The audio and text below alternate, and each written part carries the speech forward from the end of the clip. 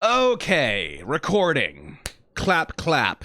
I am recording this live with my Discord right now. I have tested, checked, and double-checked that things should be good. Should be fine. Everything ought to be all right. I can't see, by the way, what the Discord is saying. You can see them on screen. Say hi, Discord chat. You are all being perceived right now. You can see them on screen. I can't see what they're saying. They might discuss some spoilers or whatever. I can't see any of that, so I am safe. Don't you worry about it. And we're going to give this another shot. If you want to join these live recordings, by the way, there should be a link to the Discord in a pinned comment under the video. Maybe not immediately once it uploads. I'm forgetful. Feel free to yell at me in the comments if you forget about it. But I'll put one down there eventually. And that'll work for like a few days, and you can get into the Discord server. It's a limited invite thing because I don't want people to just be able to flood in. But, yeah. So you should be able to do that. I'm a little frazzled today because a cat so I live in a second floor apartment, right? Like, and we have these terraces outside that like all the apartments have, and a cat showed up outside our second floor terrace door today. A cat that's just not mine, a kitten, even like very, very young cat, like barely old enough to be taken away from its mother, with no tag, with no ear tattoo, no nothing. And so I got a hold of her, got her inside, put her in the transport box. We got to the vet. She got scanned. She doesn't have a tag, like a little chip in her, so we don't know where the hell she belongs. So tomorrow we need to print some flyers, put them up, say, hey, we found this fucking cat. Is this anyone's cat? And hopefully her owners will see that and contact us, and we'll be able to give her back. But if they don't do that, then she is, because she doesn't have any kind of ownership marking, she's legally a stray. And we have to make the decision about whether to keep her or to, hand her over to, like, the Animal Protective Services or one of the cat hospice. What the hell is that called in English? Catium. One of the cat rescues somewhere around here. So I'm a little frazzled. This very much derailed my day. But yeah, Discord chat, by the way, if the audio crunches or goes bad for you or something, just like at me in the chat. I'll be able to come fix that for you. Slightly more complicated recording setup than I usually have. Let's see if it works. X's and O's, this one is called. I haven't looked at the thumbnail for this one in a while. Guess I'll do that later. But from the name alone, it's like, okay, we're talking about people who are exes with one another, so Verosica might show up, I suppose. Or any of the other 500 exes that Blitz seems to have. Would be my immediate thought, or someone else has an ex, who knows. But it's also the title, I think, of a pop song that was popular a while ago, so maybe it's just a reference to that. Who knows? Let's see what happens.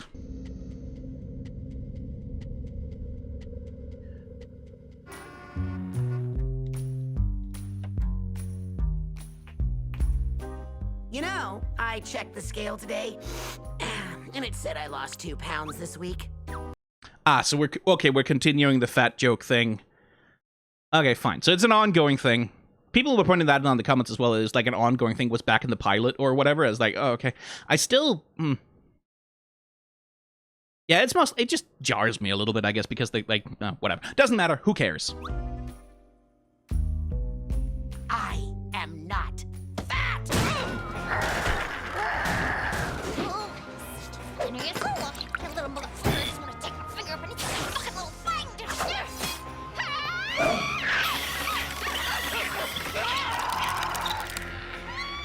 Millie, honey, everything okay?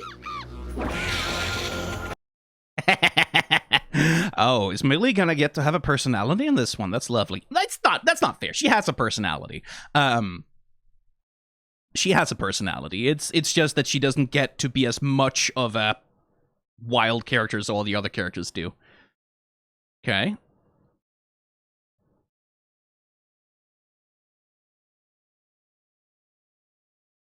Ooh, smearing. Lovely smear. Gadoosh.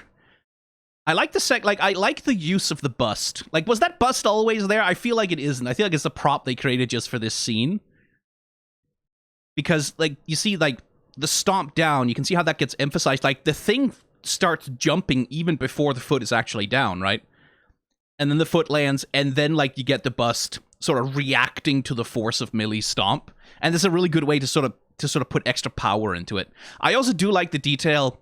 I think this is the mug that she smashed in the last episode, like to use as like a knuckle iron. And apparently that's been fixed now.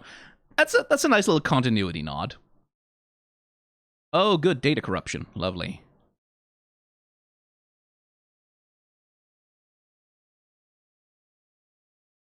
This is also like an animation timing thing. Like the reason why the stomp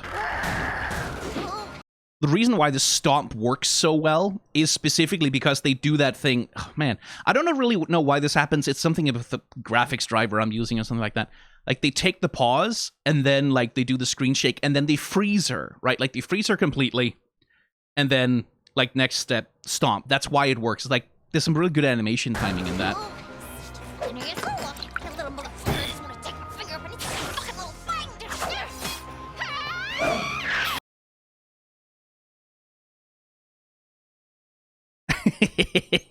Good faces.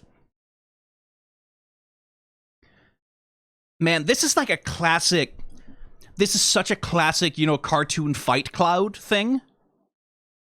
Like with the stars and like the lightning bolts. This is like classic cartooning, but with like some modern influences in like the way that they do handle like the smearing. Like some really nice circling, like the way that they handle the way that Millie sort of circles the outside of the cloud. That's just a really nice, appealing bit of cartooning right there. I really like that. Biblically accurate Millie.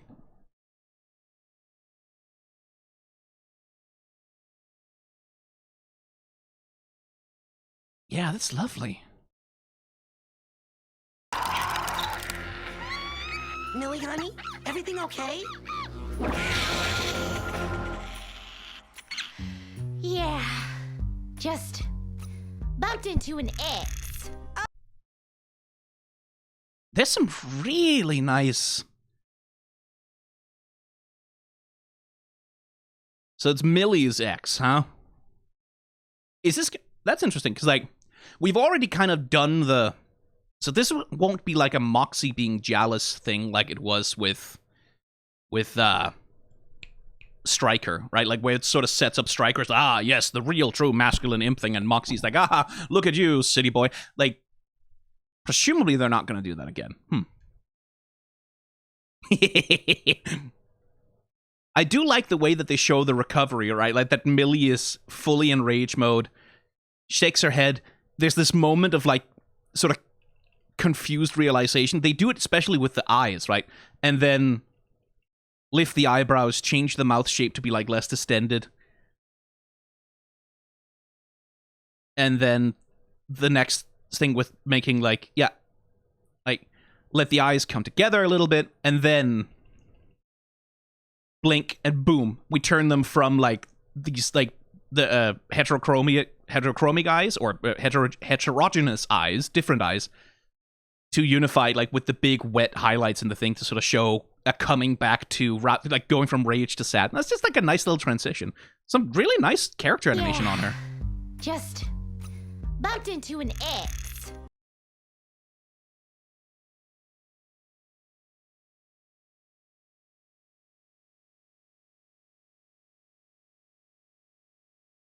Also, like when she says X, right? Like, she looks away, she has, like, fairly neutral mouth shapes. I bumped into an X, right? You can see that she's not just saying X, she's saying X. Like, almost like she's growling it or gagging it out. And then, like, little rattlesnake tail thing. That's excellent. Bumped into an X. And then, let's see. Sunbeam, something lesbian. Bottom says he's straight, but he... Bongwater is anti-vax. Blue cheese is... See, now I say Bottom says he's straight, but he's not. What are we talking about here? Because my immediate, like, when I see a horse head and the word bottom, I'm thinking Shakespeare, but that's probably not what this is. Cute mug, Mugsy, by the way. Oh. He just kept going on about how he has money now, and a bright future, and a bigger cock. Wait, what? Every time I see his stupid face, I can't help it, I just need to... Okay. What do we got for the pictures? Oh, crime scene photos. Fair enough. And some condoms. Of course there's some condoms. There would be. What the fuck is all this noise? I got a client. Sorry, sir. I'll get this Oh, not just crime scene photos, then. I see. all cleaned. What is this?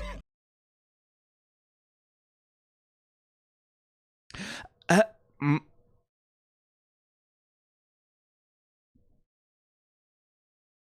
Right, okay, so we're doing the Blitz has a thing for horses thing still. I guess Hell canonically has furries, and also, like, they have hellhounds, but then also, well, then, good for them. Research for science. Just put them back correctly, okay? I alphabetized them. Okay, so let me get this straight. You don't want us going to Earth at all for this job. Correct. That will not be necessary. I'd like to meet you and your whole crew at my estate. You want us killing someone in hell? Because I gotta tell you, that ain't exactly our business no more. I'll tell you all about it when you're here. It's in regards to a business venture I'm sure will be very worth your time. Ooh, how ominous. Fine, whatever. What's the address? Transportation has already been taken care of. Is this gonna be a voice that I recognize? Is this gonna be one of those like, oh, this is like some fucking working actor who's been in 5 billion things?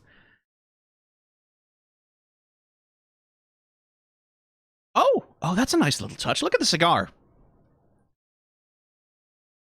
Right? Like, as he swings his hand down. I should probably get the playback resolution back up to full. Yeah, there we go. You see that? Like, you see the way that, like, they have the little fire trail following the motion of it? That's a lovely attention to, like, because the smoke trail you'd get, right? Like, the smoke trail, yeah, obviously, like, having a little flame sort of following the motion of the cigar, that's lovely. Has already been taken care of.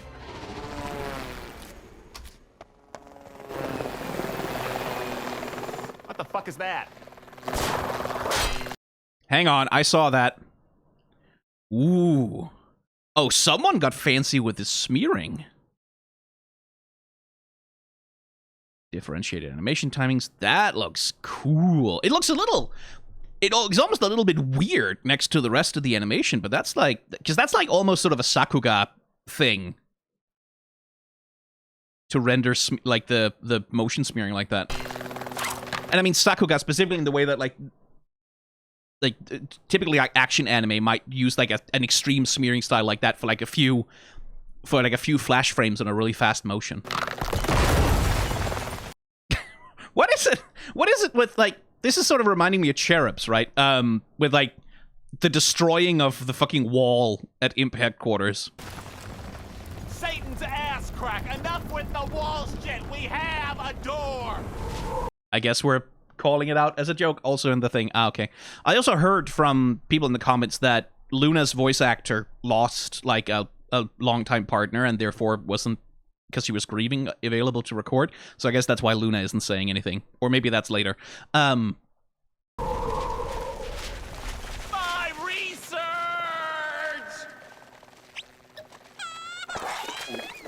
Oh, come on. Really? It's people in weird suits. You live in hell. This can't be that weird.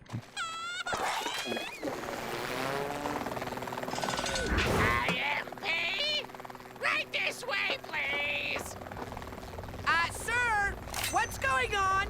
Now, don't worry. It's just some fancy schmuck from Greed wanting to do business with us. From Greed, huh? So sir, another circle of hell. I don't think this is a good idea. It'll be fine. Now get your asses moving. Well, aren't we assertive today, Blitz?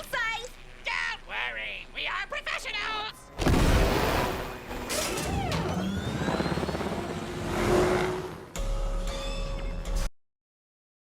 Wait, I think I misread what that was. Is this thing safe? Don't worry.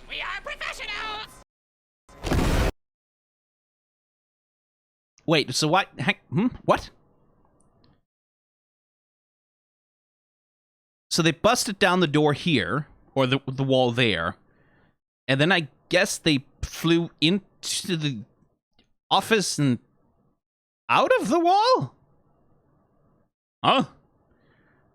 Okay, that doesn't scan quite right, I think, in terms of, like, shot continuity. Yeah, because, like, here, it's far away and pointing a different direction. And then...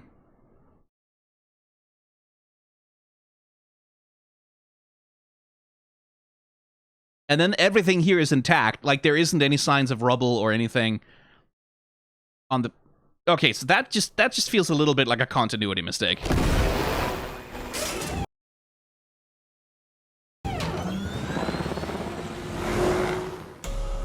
And then we're back to the circus, which is being rebuilt, I guess. Mammon. Oh, hey! That looks like Fizz. Kinda. Maybe not. I mean, I guess there'd be more than one jester imp. Mammon logo. So that'll be Mammon's logo then.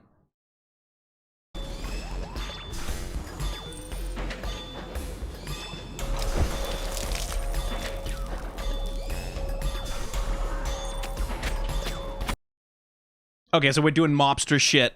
So, okay, so we're doing, like, oh yeah, this is a legitimate business. We run a construction company. Sure, it'd be a nice building you got over there. Shame if something were to happen to it. Like, we're doing mobster shit, like, in terms of, oh, construction is so corrupt. Okay, I see. Not a mafia town. The mafia... No mafia here. We're mafia free. Ugh, I hate this place. Oh yeah, this is your old stomping ground, isn't it, Mox? Yeah, unfortunately. I grew up just over there. Swore I'd never come back, and, where are we going? What? Oh. Who did you say this meeting was with? I'm not sure. Just some rich somebody or other who wants to discuss biz at his place. Are we gonna get to see Mox's parents? Is that what we're gonna do here? Okay. No, no, no, no, no, no, no, no, no, no, no, no!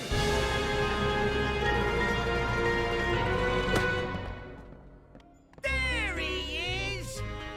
That's why I recognize the voice, isn't it? It's because it's the same fucking voice actor voicing his dad. Or brother, who knows? One of the two. My boy, get over here and give your daddy a hug. Daddy? I only let Moxie call me that. Unless you pay me. Guys, this is my father, Crimson. Sir, this is my boss, Blitz. And my... Millie, I'm his wife. And what a beautiful wife you are. Oh, Mox, dear. where you been hiding this pretty little thing? Ah! Oh, no. So we get the gold tooth again, which, again, we've discussed before. Like, I wonder whether that has a specific signifier in the Helluverse of, like... Because it seems, at least has been, to signify, like, Angel Dust's connection with Valentine. Right, Valentino.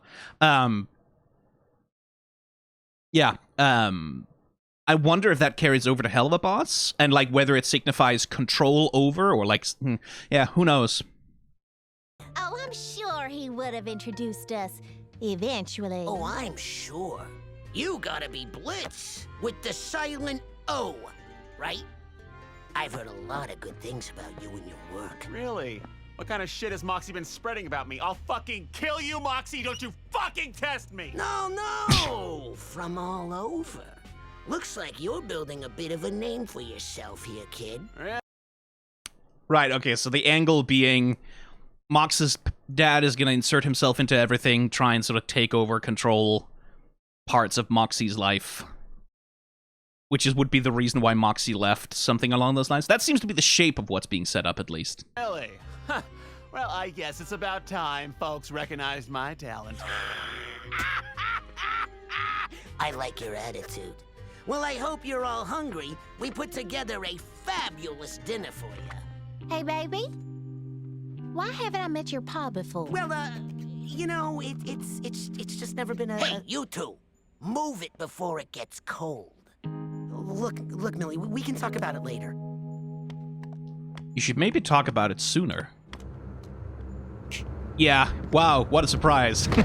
So, Blitz, you always been a hitman? Which, yeah, okay, so, like... so it's daddy issues with Blitz, it's daddy issues with Stolas. Oh my. Will it turn out to be daddy issues with Moxie as well? Because, like, again, the setup in terms of, like, archetypal thing is, like, Moxie is, like, this sensitive, sort of artistic soul who, like, cares a lot about truth and honesty and, like, likes to do things by the books. And his dad seems to be, you know, shady mafioso, scumbag sort of guy. Got a lot of shady dealings, eh? It's like, you gotta take care of the family, eh, Mox? No, not always. Yeah, I was in the circus for a long... So, we've got some imp horns over here, some shark teeth. A lot of dead fish in the decor here. Which, again, like, if the guy, if he thinks of himself as, like, a shark, right? Like, yeah, I'm a big shark eating the little fish, that sort of thing. I guess that sort of jives with, like, the design of the character. As, by the way, his dad is a character design. Like, it literally is just, like, taller Mox, slightly more buff, at least with the suit at least sort of filling out his body, and, like, yeah, he's got a head on, because he's a mobster, you see. Yeah, he's got the fedora. And, like, some people told me that, like, the white markings on an imp are scars. I think, or at least maybe that's a theory, something along those lines. But, like, certainly, like, it's being used in his facial design as, like, as, like, to sort of fill the same visual role as scarring, of, like, making him asymmetrical, and, like, a little bit more menacing, like, highlighting his eyes. Long time. Show business. Good money in that.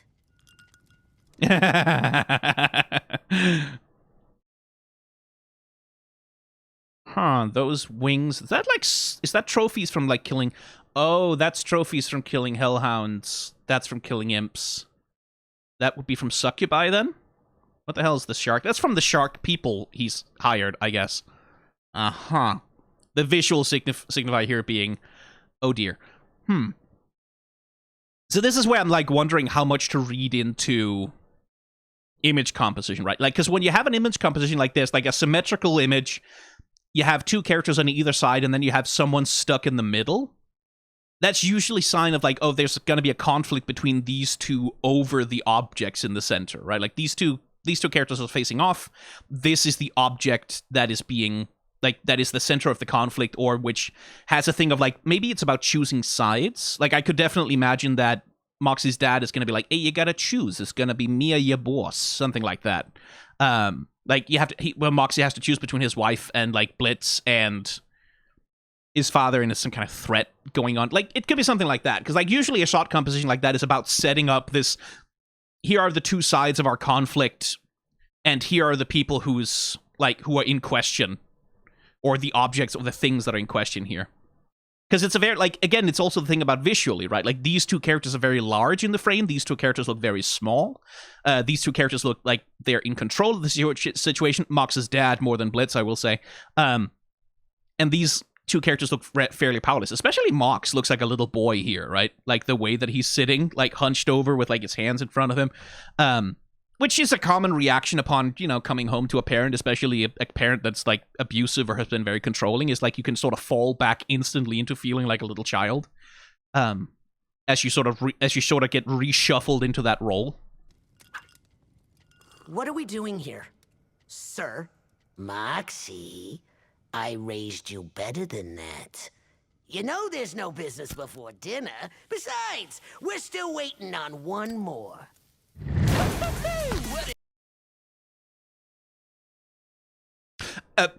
What? Okay, hang on, let me just walk back. So, that's the other thing, is, like, Moxie's habit of sirring people, right? He calls Blitz Sir, but he also calls his dad Sir. And, like, the way that he says Sir to him. Like, the way the voice actor delivers it, at least. Sir.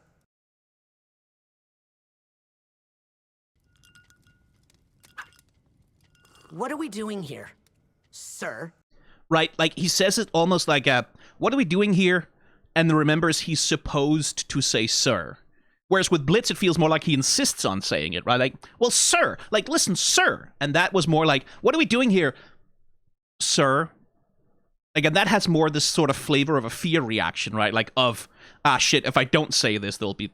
Like, again, maybe I'm reading too much into it, but that's sort of more the thing of, like, I have to say this. I have to remember to say this, right? Like, rather than I want to say it out of respect, right? Like, which is the thing of, like, again, if we're setting up a conflict here, like, because Blitz, as we already discussed, is essentially the father figure of like, he's team dad, right?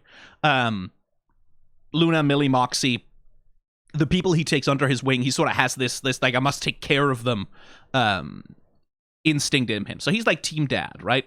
And this guy, not so much team dad, because no team in, like, there's no Crimson in team, right? Which, again, if we're setting up a specific conflict between these two, then, like, that little detail in the scripting that, like, Moxie calls him sir in the same way that he does Blitz, but with a different affect, is like, that's pretty good acting. Like, that's interesting. Again, maybe I'm being too generous. Maybe I'm reading way too much into it. We'll see. I raised you better than that. You know there's no business before dinner. Besides, we're still waiting on... I also, like, the voice actor with Crimson, like, he's having a lot of fun doing it. Like, he's adding a little bit, like, a little bit more of a Joker edge to it. And I said Joker, specifically, I'm thinking of Mark Hamill's performance as the Joker in like, Batman the Animated Series, because like, in that, oh, Batman, like, he has a little bit of that, like, little bit of that jaunty edge to him in a way that Moxie kind of doesn't. Moxie is more like, well, we should be doing that, right? Like, at least the way the voice actor performs him, I think Moxie has more of a very specific choose, and this guy has a little bit more of a twang, a little bit more of a whine around the edges of what he's saying, which, like, gives him the impression of being a little bit more looser and more confident, certainly, than Moxie. On one more. Anyway, this guy, character design alert. Okay, hello. I see you have the crazy eyes that Stryker did, but then so does this guy, so who knows? I wonder if that those eye designs, like, with the concentric circles, if that has any kind of significance. If it's like, oh, this is someone who's, like, unhinged? Is that what it's supposed to be? Who knows? Okay. That's a... Like, that right there, that haircut with the... This is like a fucking 2010s YouTuber-ass avatar. Like, this is the avatar of some 2010s-ass YouTube influencer. Like, one of the early ones, back, like, during the heyday of prank channels and, like, sketch comedy and shit like that. That's... You'd see that in a channel icon. Like, that is 100%. Like, this looks like a rant. Like, this looks like the rant sona of someone who, like turns out to be really racist in the late 2010s after Obama is elected. And, like, sort of struggles to try and become a right-wing influencer after. Like, that, it kind of has that vibe to it. That's my immediate reaction to that. I guess we'll see what kind of character he is. One more.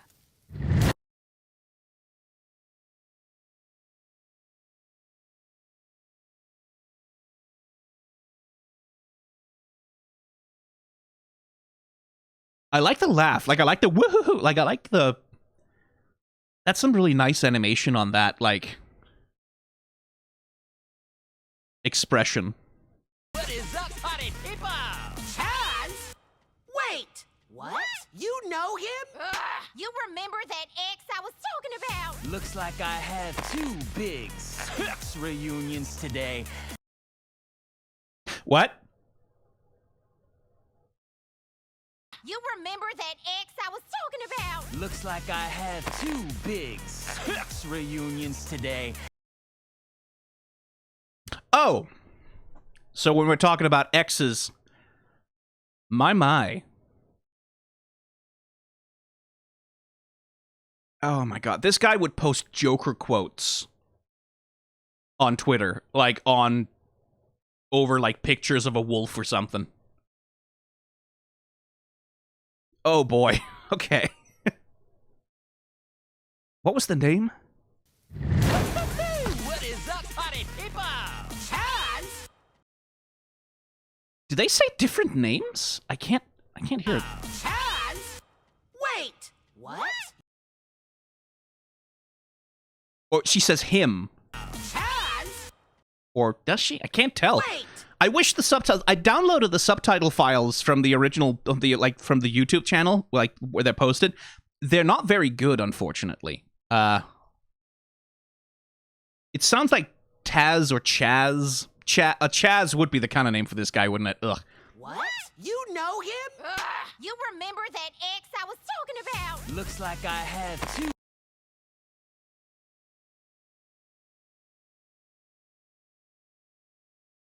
I like the animation on his arms, the way that they're using them. Like that is he's not caressing them with his hands. He's like just kind of squeezing it around them. Two big sex reunions today. How lucky am I? Did you date him too? Yeah, no big deal. But I've usually boned half the people in any room I'm Are you in. fucking kidding me? There's someone who's fucked both of you? It was a long time ago. Blitz is jealous, clearly. Okay, god damn it. Hi. Did you date him too? Lovely little smears on Millie's eyes. I don't know, I just love smears. Like, for me, like, animation smears are one of the things that make me fall in love with animation to begin with. Like realizing that there's such a reward to pausing, like, a Disney movie and just, like, using, like, the step function on, like, a VHS to, like, go through, like, frame by framing, seeing all the, like, the thing. Like, I used to spend hours on that when I was a kid. Like, that is why I am the way that I am, right? That's like, that's when the madness began.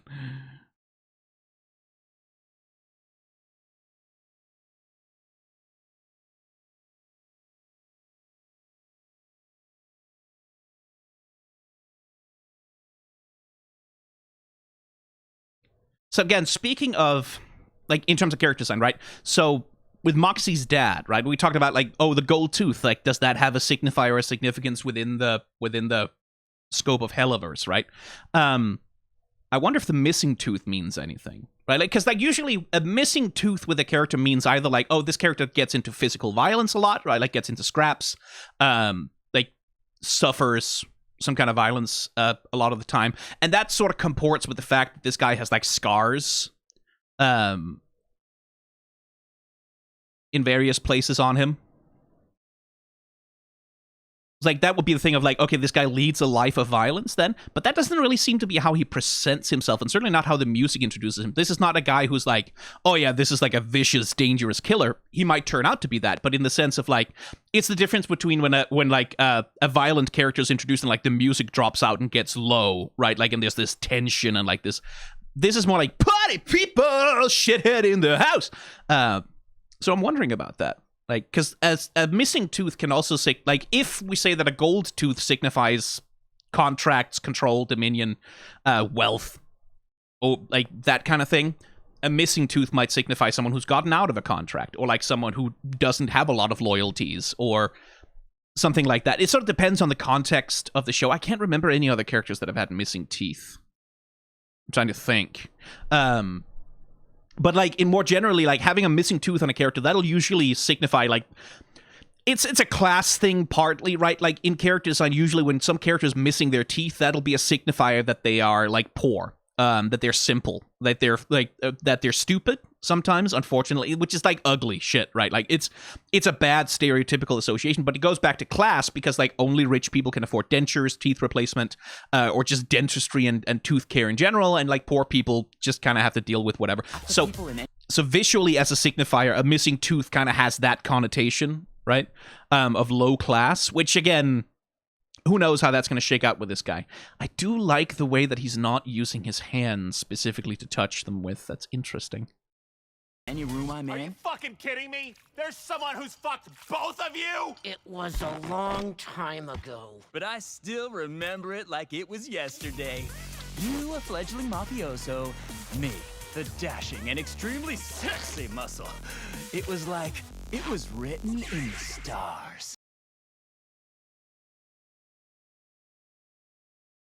I like his animation quite a lot, actually. The way that he presents. It's like this, someone is having a lot of fun with his postures. Like with the way that he poses. And the way that he performs also. Like there's a lot of a performer attitude in this character.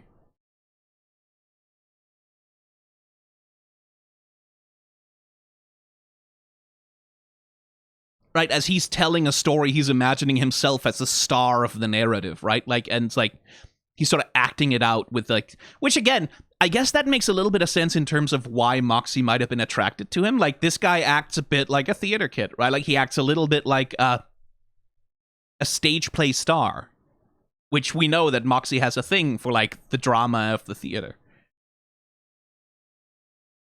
But again, like, look at his posture, right? Like, it's not just, like, he's like, bigging himself up to, like, do I'm the muscle, right? But look at his posture, like, the way that he's sort of, like, his chest is sort of collapsed forward, then crotch forward, like, with a noticeable bulge.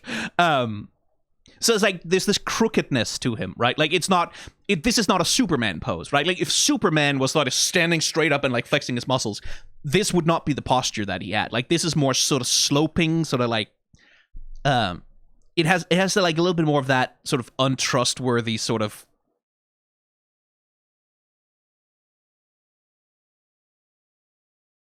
oddness to it. And again, like, I like the way that they use the arms. Like that he has this odd sort of zombie-like stance, like when he sort of falls into almost a reverie, it looks like. And that he's literally starry-eyed about it is quite funny. In the stars. Ha! Moxie and the mafia, that's fucking rich. Oh, we're just literally...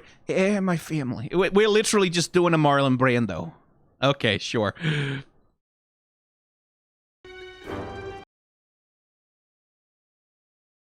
Oh. Moxie mom alert. And her face is hidden in shadow.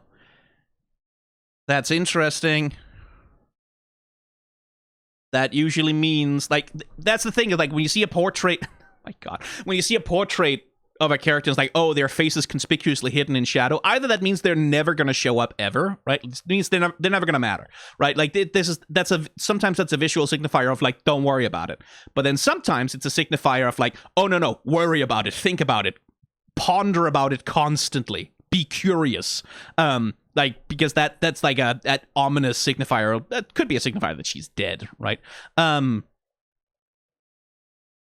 I do like the fucking contrast here, right? Like, Moxie being the literal embodiment of that fucking emoji. You know the one. You know the specific emoji. Then his dad, like, with the fucking eyes in shadow under the hat, with, like, the controlling ownership hand on his head, like, sitting there grinning, like, this is my son, yeah, it's my thing. Very possessive. And then the mother hovering in the background, like, this could be read as sinister, right? Like, it could be read as, like, this guy's, like, the face of the family, but that's the shadow behind the throne kind of thing.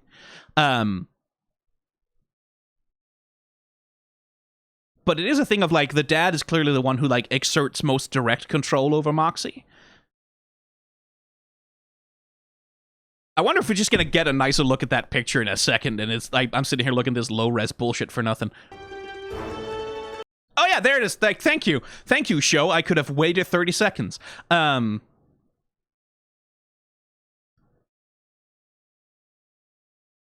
because she's not hidden in shadow enough that it's supposed to be like she's dead necessarily, is she?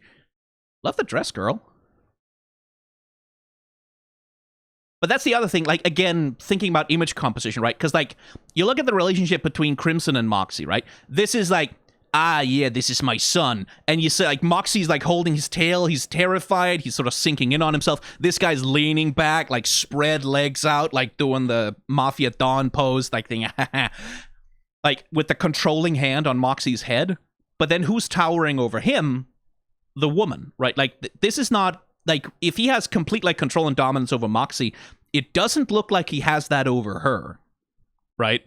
It doesn't look like he controls her. Like, again, that thing about, like, and I don't know if I'm putting way too much, like, I'm reading way too much into a fairly simple portrait, but this is like a thing of, like, yeah, he has control over the kid, but he doesn't have a hold over her, or she's like the shadow behind the throne, or that she's the one who holds, like, the real power. Like, it would be very fun if she had, like, a hand on him, like, again, indicating ownership, like a sort of a chain of ownership that goes down, like, extends from her, but yeah, we'll see. Oh, shit. You've never told me this before. I don't really like to talk about this part of my life, but I first saw Chaz at my induction into the family. Our eyes met from across the room. So there's a lot of sharks down here. Is that just what a certain kind of imp looks like in hell, in the greed layer, I guess? Or is it a certain kind of demon? Hell if I know. If this is a spoiler, don't tell me in the comments, obviously, but, you know. Ah, man, once again, fucking background character designs in this fucking show. Like, look at the fucking variety. Like, that's just a lovely way to use, like, a shark creature, like, blah, like, it's clearly had its head squashed flat. Like, these fucking characters in the background. Look at this fucking guy. With the bone hands? Are they skeleton sharks? That is too badass. Or is it like they've had their flesh burned off with acid, something along those lines? Like, fucking, okay, this character design especially. Just, like, look at this. Like, the way that, like, you have, like, this like, light underside because of like, the shark coloration thing, right? What's it called? Counter shading. The way that leads into, like, these slanted backwards eyes, or guy, girl, gal, non-binary, who knows? Like, these downward slanted eyes that sort of follow the curvature of the nose upwards is, like, that's, like, in terms of shape language, that's just, like, wonderfully appealing. Like, and that mirrors, like, the curve of the hair, and, like, it just gives them, like, a sort of upturned, snooty sort of, like, they look a little bit refined, they look a little bit aristocratic, maybe. That's lovely. And then, like, the fucking... Look at you! Like, with the fucking lipstick and, like, the seaweed hair. Ah, just the variety, man. I just appreciate the variety. And there was just something about him. I like the frog blink.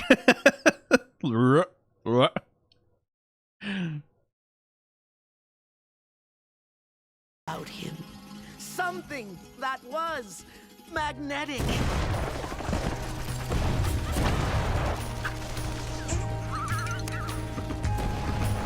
Maybe don't run out of cover.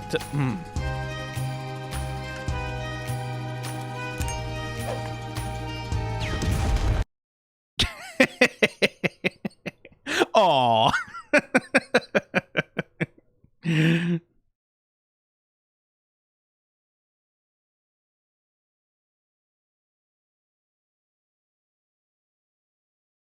There's going to be some flashing on screen, by the way, right now as I'm cycling through this.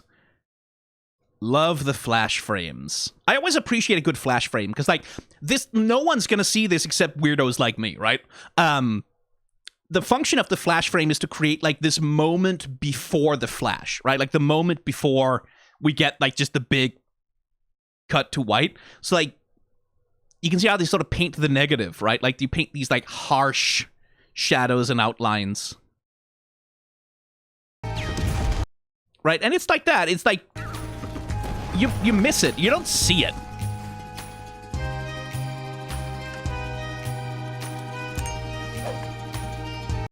Oh, wait, that was actually kind of...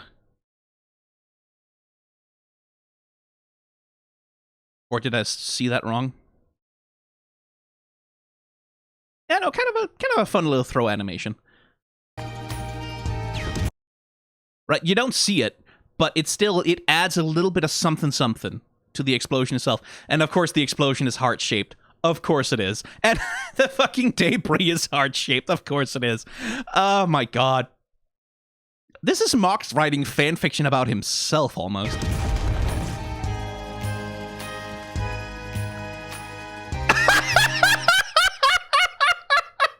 Oh my god, really? Are we really fucking doing Love Actually? Oh, for God's sake. But again, that's the sort of thing, again, what we know about Moxie, right? Is like, he is a romantic. He is very susceptible to grand gestures. He's very susceptible to, like, the romantic idea of... That's the way he tells the story, right? Like, oh, our eyes met across the room, right? And, like, it was like, there was something about, like, that's a very romantic story about what's happening. I would imagine from Chaz, this guy's perspective, I would imagine from his perspective, it's just like, oh yeah, he is a kid I can easily take advantage. Like, it probably, maybe he wouldn't tell it as romantic. Well, I guess I'm judging him without knowing him yet.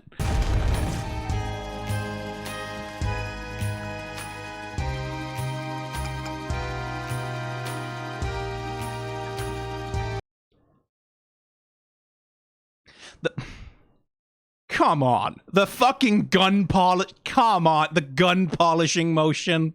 Really? That's so cheesy. Oh.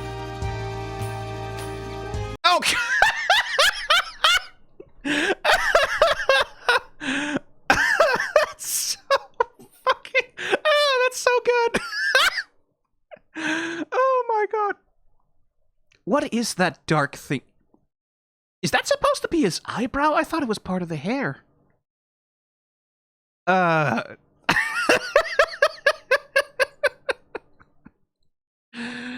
my god. Really?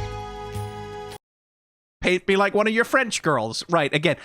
Which again, like, I do like it if this is like Moxie hyper-romantic, because that's basically the fucking scene from like the Patrick Swayze scene from what's it called, Ghost, right? Like with the coming over behind and like the massaging of the thing being synecdoche for like the characters connecting erotically.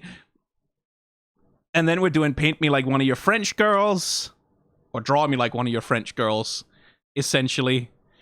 Smaller than mine, yeah, sure. Complete with the fucking necklace from the movie. Which again, like, if this is Moxie over-romanticizing his own past, right? Like, if this is like, seeing everything in terms of these, like, romantic tropes that he knows from media. It's been 84 years. Oh my fucking god. He literally said 84... Fuck off! Fuck off! It's been 84 years. Fuck off. I'm saying this with love, by the way. I'm saying that because I think it's funny. It's been 84 years. Go fuck yourself. 84 years. Isn't that from that boat movie? Did any of that stuff actually happen? Oh, yeah. But he skipped over the jizz-covered parts. Anyway. Right, yeah, so... Moxie is over-romanticizing what their relationship was like. And it seems a bit like this guy has a somewhat more... No, it is part of his hair. It's not part of his eyebrow. Okay, that might just been a little animation mistake. This guy seems to have a slightly more materialistic perception of what the relationship was like. Oh, yeah. But he skipped over the jizz-covered parts. Anyway, things changed when we went on a heist together. Because he... Yeah. Yeah. Again, that's the thing I was saying, like, in terms of, like, does the tooth gap represents a lack of loyalty? Because he does it... I'm assuming he's about to leave Moxie behind.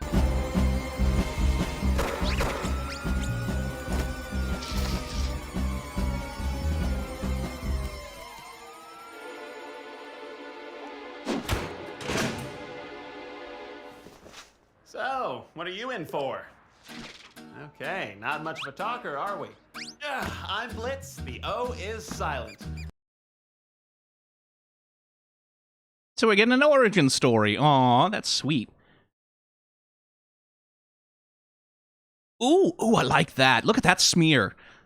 That's a nice, like, well, it's not really a smear so much as it's a motion line, but, like, look at the way they trace the outline of his mouth and his head. To sort of, like, because we're jumping from two, like, very, very different poses, right? from there into there. It's like smoothing that out with like stretching him, and then like that's a nice little Pac-Man face thing they're doing there. I like that. Oh, they're also doing a bunch of work with the tail. Yeah, you see that? How the tail, you get this curve down here that then leads up into Blitz's back, right? And then as he changes position, the tail sort of bridges the gap. Like the big snap between these two poses sort of gets bridged by the tail, doing this like secondary follow-through motion afterwards, swiping over from here into like... That's a really nice bit of animation right there. Like pulling him up to a high height, and then we sort of snap him back down as he stands there.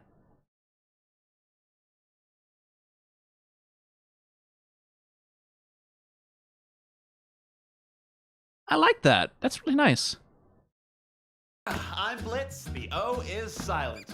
I'm sure we're gonna get along just fine. So what's your deal? What'd you do? Who'd you diddle? You look like someone who's good with a gun. You look like someone who'd shoot up an office, and I hope you are. So I got a plan to get us out of this dump, but I'm gonna need some help. You think you can give me a hand? I need to get out to my daughter. The babysitter will kill me if I don't get back soon. You like kids? 'Cause let me tell you, they're a fucking door. Once I got out, I never looked back.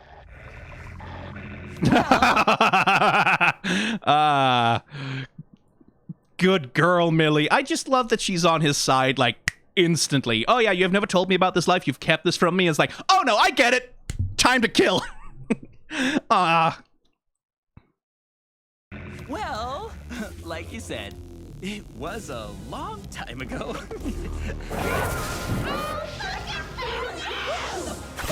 Crazy bitch. Hey! Hold on a You're sec. gonna die, bitch! Dinner is served. Background character design alert. I like that. That's quite nice. Oh, shit, fuck. God damn it. Clicked on the timeline. Moving along. How far into this episode are we so far, actually? Let me check. How much have I gone off the rails already? 8 minutes and I've been recording for an hour? Okay. Yeah, okay. Jesus fucking Christ. Okay. Alright. Okay. Maybe I could speed it up a little bit. Die, bitch! Dinner is served. So, this is aggressively uncomfortable. I suppose you want to know why you're here. Yeah, so what gives? I mean, you know we kill people on Earth, right? We don't normally do contracts for locals, so if you want to do business with us, you gotta... I don't want to do business with IMP. I want to do business with Moxie. Me? Yeah, kid. I summoned IMP to be sure you'd show. Because, well, we're bringing Chaz into the family. What? Since when can just anyone join the family? Come on, Mox. You had responsibilities here that I had to pick up once you left. Now Chaz is... One thing to note there, Moxie didn't so much leave as he was abandoned. So, you know. But that's how he perceives it, right? Like, he perceives Mox not coming back after being abandoned and thrown in jail as a failure of loyalty, right? Whereas Mox perceives that as a pretty significant betrayal. Is going to lighten the load. Wait, I thought you always hated his guts. Well, I don't know if I exactly hated him. You called him a friendless horse fucker and said we lived a sissy lifestyle. Okay, right. Yeah, well, I was wrong. You've been gone a long time, Mox. A man can change. And so A man can change. That's a line that's delivered in a way as to suggest that he's lying through his teeth. is Chaz. Yeah, I've grown, matured, and recently came into millions. But, you know, mostly the mature thing. I do like that. Again, like, just little bits of good character animation, right? They got grown, matured, and recently came into millions watching for audience reaction, right? Like, it's just good characterization of who the character is, right? Like, yeah, I've grown, matured, whatever, and also I'm rich now. I'm rich. Does anyone care? Hang on, you should all know I'm rich because, like, this is what I value, right? Like, I value this. Like, I value these things over, like, any kind of maturity or emotional progression, is how he's being presented anyway. But, you know, mostly the mature thing. Oh, okay. So the horseless friend fucker over here gets a little moolah, and suddenly it's worth wasting our time over? Well, I'm the whole package, if you know what I mean. I got a big dick. What does any of this have to do with Moxie? There's gonna be a ceremony tomorrow. Moxie here is going to officially release his holdings in the organization. Then you can get back to ignoring your family to your heart's content. Maybe he wouldn't ignore his family if they didn't force him to rub elbows with a no-good shark-toothed fuckface. Yay, Again, this, like, the dad, like, the way that he talks, right? Like, ignoring his family. It's like, yeah, that's it, like, who left who in prison exactly? But again, daddy issues, right? I do like, it's interesting to me still that Moxie shrinks under it, right? Like when his dad spits a bit of venom at him, clearly Mox feels shame, right? Like, clearly that, like, makes him feel small, as though he has somehow failed, right? Like, when it's like, no, they abandoned you first, buddy. Maybe he wouldn't ignore his family if they didn't force him to rub elbows with a no-good shark-toothed fuckface. Yay, look, everybody relax. I know I do want to see the backstory of how the fuck this guy dated Millie. tensions have been high tonight. Say, why don't you stay here and get some rest? That's not an invitation. That is a, like, yeah, you're not leaving. We'll have the ceremony tomorrow, and then you will be free to leave. I have your rooms all prepared. Yes, sir. Mom? Yeah, there it is again, right? Yes, sir. A moment, Moxie. Just give me a minute, Millie. I'll be there.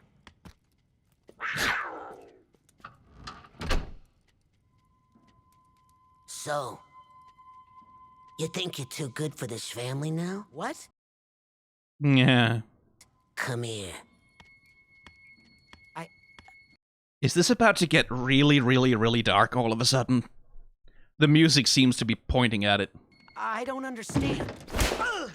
Okay, yeah, nope, yep. There we go. There it is. Like I said, fear reaction, right? Like, Moxie seems to have an instinctual understanding that 78 people have added me.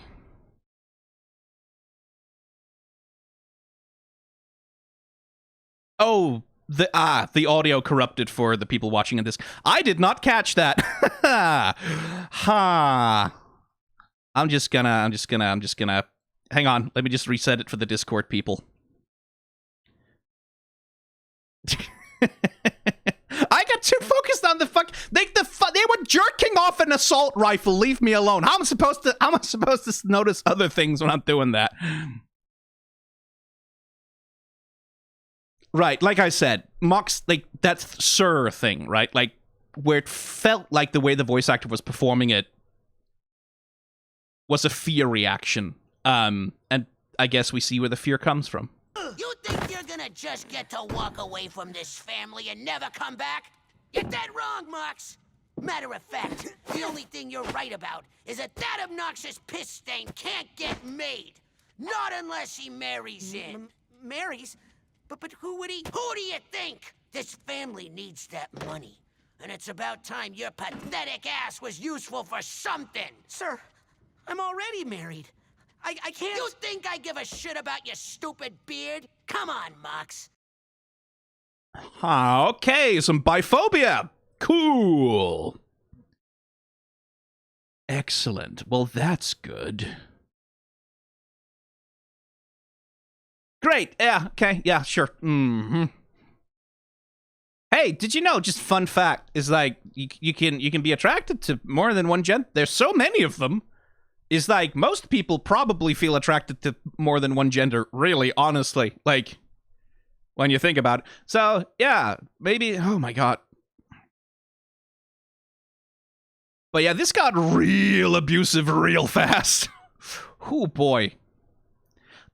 And this is more of a trope thing, right? This is a kind of trope that you know, right? Like, it's like of like someone who has escaped like an abusive family situation, and then their family calls them back. It's like, oh yeah, you're gonna use your bot, and that's usually a sort of storyline that is played with female characters, right? Like, that's where that trope sort of originates. It's like the uncaring family that only like wants to exploit her for her body, or like for her reproductive capacity, or her ability to marry into an advantageous family. That's like a classic sort of storytime trope, or storytime fairy tale trope in some sense. Not fairy tales either. What the fuck am I talking about? Romance literature is what I'm talking about. That's a classic romance literature trope, right? Like where you have the protagonist like that has someone who's like not well off and can't really offer them material advantages, but who really loves them, and then their family who's pressuring them to marry well into the other. Like Romeo and Juliet is sort of has a little bit of that thing going on, right? But it's usually a female character who's the subject of that. So like it's fun to see like this turned around in like a society where that doesn't really matter so much. You married. I can't. You think I give a shit about your stupid beard? Come on, Mox. I even went through the trouble of making the house more to your kind's liking. Oh, boy. Well, there goes the monetization on YouTube. Oh, boy. Okay. That dad is like turbo. Like, he's biphobic, he's homophobic. Is he gonna manage to be straightphobic before this is over? That would be funny.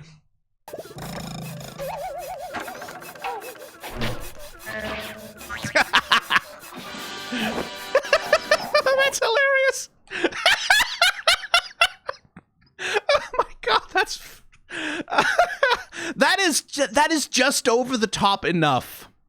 Right? Like, there is that thing of initially when the dicks came out of the wall, I was like, oh, okay, it's a small gag, like a thing of like, no, but oh my god. They went far enough. They went far. It's that thing of like, you have to go too far and then you have to go a little bit more far, right? Like you have to push beyond too far. To really get it to where it needs to be. Congrats, gay. That's fucking camp, man. I love that. Wait, what do you think I'm into? What? This is the kind of shit gays like, right? Okay, first off, Dad, I'm bisexual. Yeah, gay. Oh. Yeah. Oh, for fuck's sake. Secondly, I don't know a single person of any sexuality who'd enjoy this. There's dicks in the walls. Oh, that's fucking hilarious. Yeah, he would. Like, okay, I guess I'm with Blitz on this one.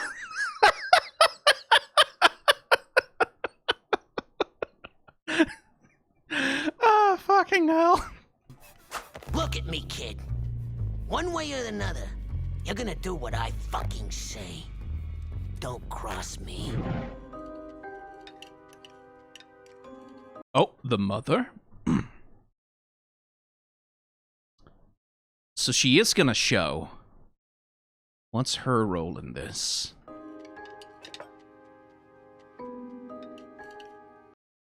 Okay.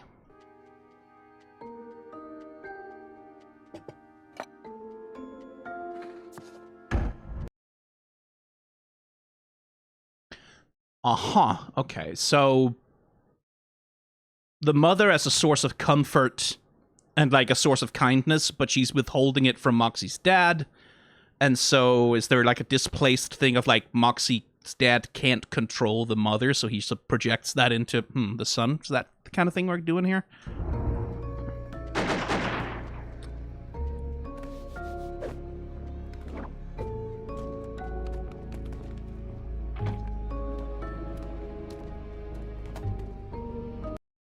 Ah.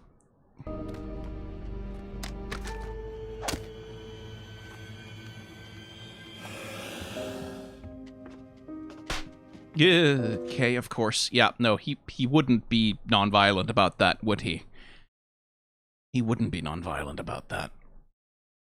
Or is that her slapping him?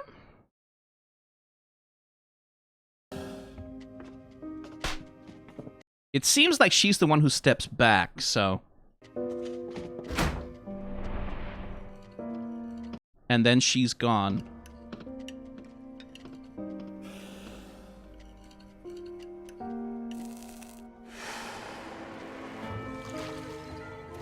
Right.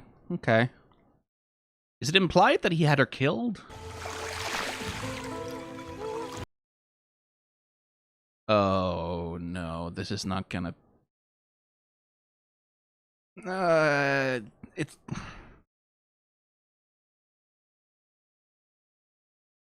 I would like to be wrong about this.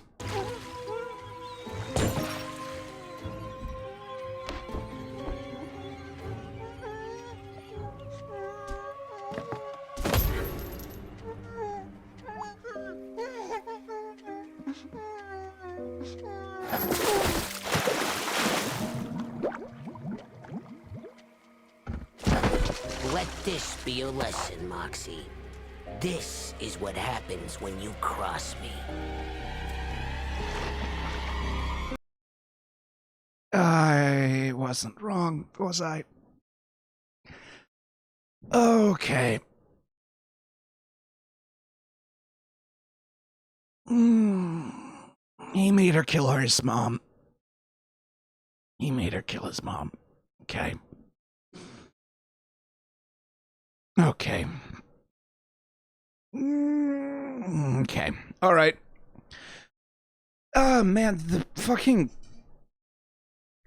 tonal whiplash of going from fucking dicks in the wall to, hey, I made you kill your own mom! Okay. Sure. Yeah, no. Make me feel safe with fucking dick jokes. 1 second. Which gives some context, I suppose, to the portrait I spent 5 million years talking about earlier. He can't control Moxie's mom, right? Like, in fact, Moxie's mom pushes back on him. So that's the thing we see in the portrait. Moxie's mom especially challenges his control over his son, right? Like, challenges his ability to force Moxie to be a copy of him, right? And so he... Right, like, because he can't control her, because he can't own her, because he can't, like... He kills her, right? And he turns the killing into a reaffirmation of the control over the child. Even that, like, because he knows, like, even in death, he can't control her, right? Like, she's willing to, like, defy him to the point of risking death. So he uses that as a means of control over... Oh my god. Jesus fucking Christ. Come on! Like, come on, show! You introduce Sharky McFuckboy? And dicks in the wall? And then you pull this on me? Jesus! Now get to bed, Moxie. You have a big day tomorrow. Yes, sir. Oh, and Mox, if you ever talk back to me again, you and that pretty little thing you brought here are going home in boxes. Capiche? Yes, sir.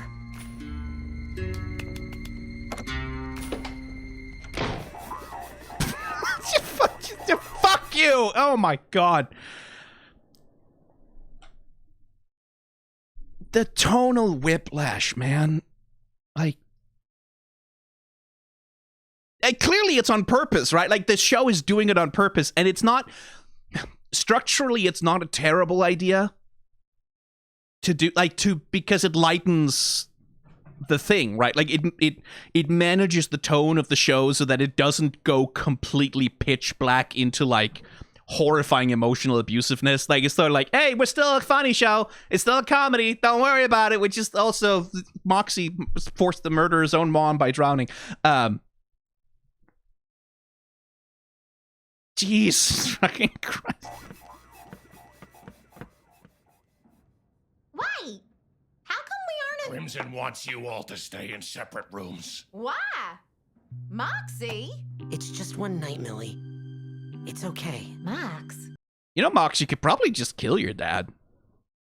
Like, motherfucker's real overconfident. Like, he is very sure that he has the lid on you and you under complete control. Probably wouldn't be that hard to put a knife through his throat. Are you okay? I'm fine. Please don't worry, sweetie. You know you can tell me anything, right? Yes. But he's not looking at. That's, again, good character acting, right? This whole scene, like, they're close, they're holding hands. He's looking her in the eye briefly, and then, like, she keeps searching for his eye contact. And he can't, right? This whole time when he needs to lie to her, right? Or at least lie by omission. Again, like, really nice character animation. Like, the little turn from Millie's head here does a really good job of, like making her three-dimensional. Like, this is a very flat scene otherwise, right?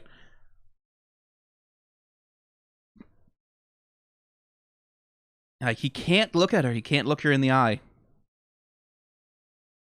Good character acting. Right? Yes. Everything's fine. Your partner's, Max. It's just my dad. It's okay, really. It'll be over tomorrow. Right, and that's when he can look her in the eye, when he says something that he knows is true. The way he phrases that is like, okay. Either he's going to go through with it, or he's going to try some kind of desperate gambit. Okay. I love you. I love you too. Good night. What the? Of course. Of course. And he would be the kind of guy who has those kinds of pictures of himself, wouldn't he?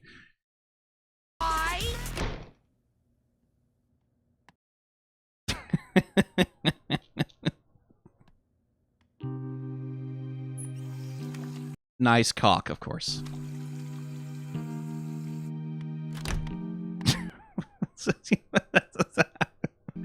Oh, for fuck's sake. Like what I've done with the play.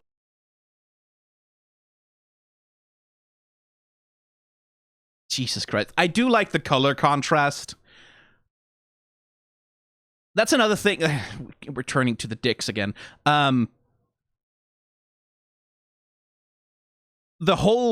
This entire apartment's like grays. We've got some browns, some like very mild, like maroon reds. And then there's like nothing else in the color scheme until the dicks come out. Like, that's the only sort of splash of color that sort of contrasts with what's going on in the rest of the building.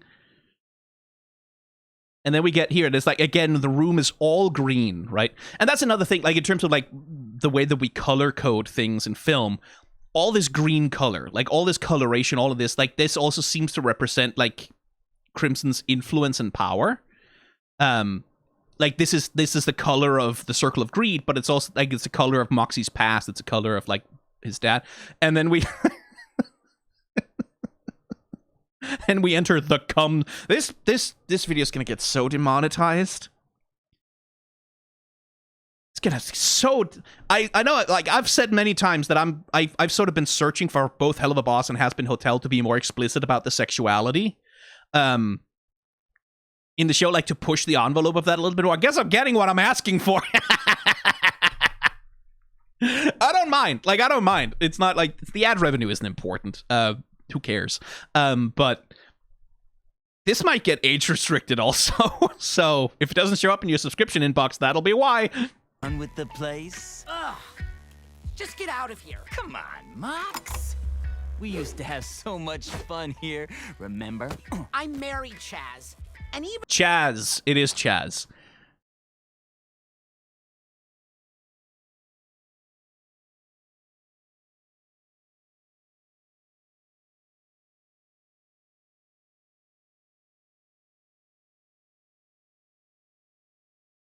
Again with the posing.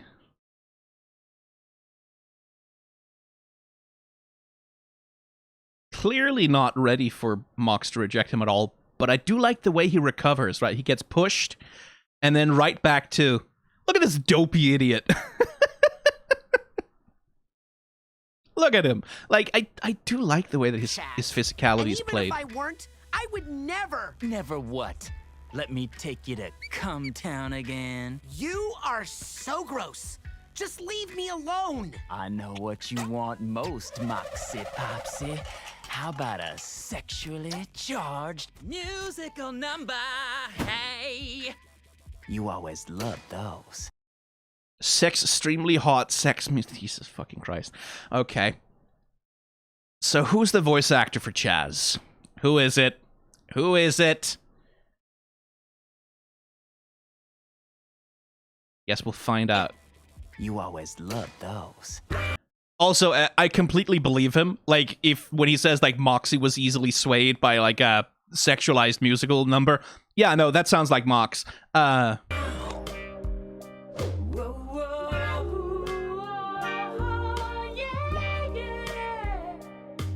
It's Chaz time.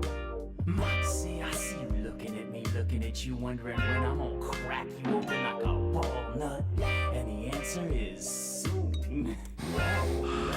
Yeah. Now I'm feeling what you're feeling, and I'm feeling that you wanna feel my feelings and feel the feel. You feel me? Saxophone. Yeah. So let me get a little something off my chest while I blow a hot emotional load onto yours. Moxie, feeling foxy. He's such a fucking loser. Again, I do love, like, the physicality of it.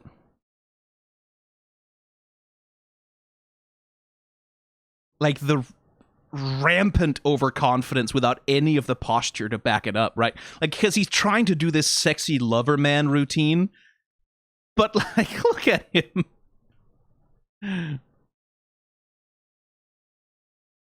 Right? There's no suaveness, there's no smoothness to anything he does.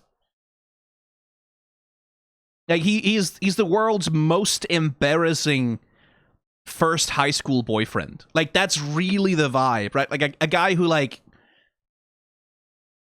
literally can, like, with a confidence is enough at very early stages to get someone who has no experience and, like, who's easily swayed by just being desired. But then, like, when someone has had a little bit more life experience and kind of knows what the world is about, when the guy has just nothing but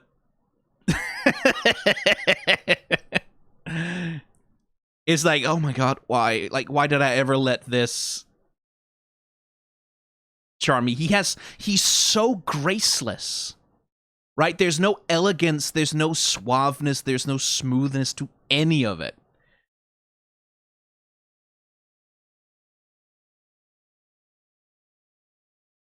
It's a guy, like, even here, right? Like, that, as a gesture, right? Like, it's like the thing of, like, sweeping someone into, like, a romantic lean, right? Oh, are we having Daleks again? Oh, hang on. You can't hear me? That's unusual. I am recording. Huh. I'm not supposed to be muted. Hang on. Is that better?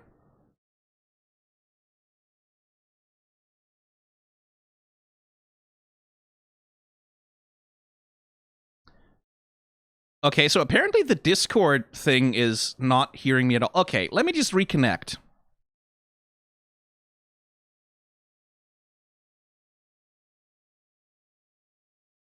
Am I audible now? That's unusual. Okay, they have been mollified. They have been mollified. They were panicking. Oh, the poor kids. The poor children. But he's so graceless, right? Like, there's no...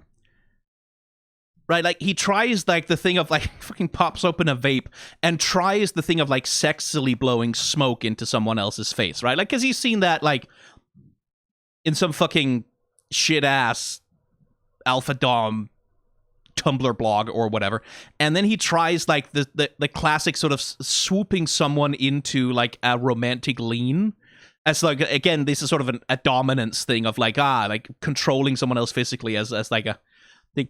But what he does is he grabs Moxie by the fucking bow tie and like dangles him. It's supposed to be like when a move like that is suave, right? It's you grab someone around the shoulder, you hold them by the hip, and then you lean them over so that they feel the weightlessness. They feel that they're tumbling over, and then you become the source of support, right? Like they feel like you are holding them, you're supporting them. And like that's what the erotic tension of the gesture is supposed to be, right? It's that thing of like, I have put you into a precarious position, but I'm also keeping you safe from being hurt by that precarious position. That's what the sort of seduction is supposed to rest on, is like this, like, let me take care of you, baby. Instead, he grabs him by the fucking, this is what you do to someone in a bar brawl, right? Like this is what you do to someone in a fight. You grab them by like their collar and like hold them. Like he has no idea what he's doing. He's so graceless. He has no fucking clue how to be seductive. Like, he has this, like, thing of, like, just sort of confidently declaring is enough, right? This fucking loser. I really like him. I should clarify. I like his character design. I like the awkwardness of his posture. Just the way that he just can't hold a good pose. He cannot look sexy no matter how hard he tries. Like his pants are clearly way too fucking tight.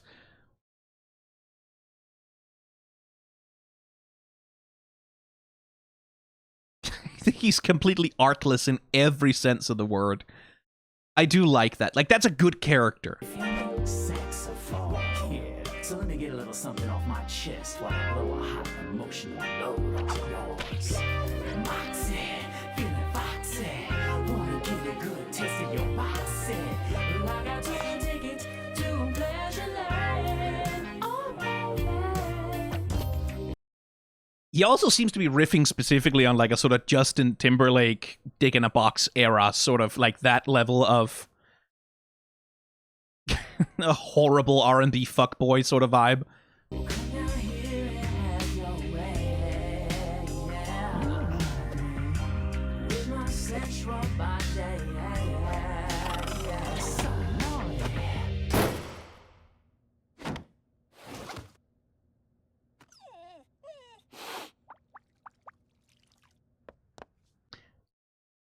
The tonal whiplash again, that we go from like this guy being kicked out to Moxie crying into his own arms with impotent rage and trauma response. Jesus fucking Christ.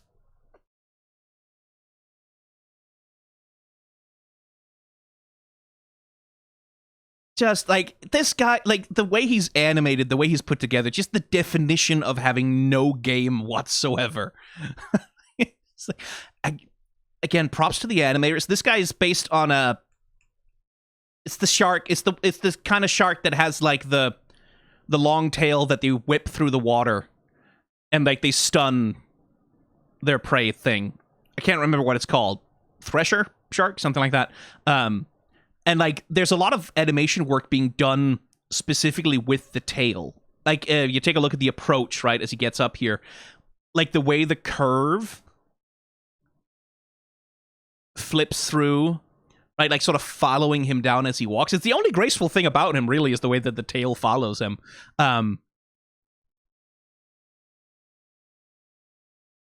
It's like some damn good work from the animators right there. Anyway, Moxie? What do you want?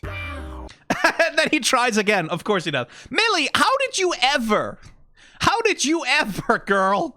Girl, come on. You must have had better taste than that. Like, you must always have had better taste than that. Come on. Like, Moxie, I understand. He's a sheltered kid, like, who's never had any kind of, like, affection from anyone. And, like, then we get this guy who's, like, willing to be very, very open about his desires, right? Like, and very openly, like, desire someone, which you can very easily confuse that for romantic chemistry, right? And Moxie's like a hyper-romantic soul, but Millie, come on, you were raised by people with a little bit, like, with a little bit less abuse in their hands, a little bit more sense between their ears. Whoa, whoa. Damn it. This usually works.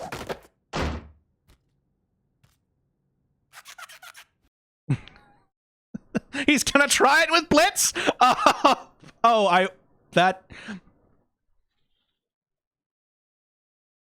dear. But again, like, look at his posturing and posing, right? Like, he's such a loser. I would not be surprised if the money isn't even real. Like, is that how they're gonna solve it? It turns out he doesn't actually have any money, and so Moxie gets out of there that way. It'd be very funny. The fucking wiggle. Hey there, good looking. Oh, I was wondering how long it would take for you to make a pass. Does that mean you're down to clown? Ew, what? You think I would violate my friend's trust by sleeping with their ex, We're doing a Gilligan cut, aren't we? especially one who fucked them over the way you did? I'll show you all the things they liked in the sack. Deal. Gilligan cut. Well, not a Gilligan cut quite, but like, it does not surprise. Of course, Blitz would. I'm curious how that one's gonna turn out. Of course. Of course.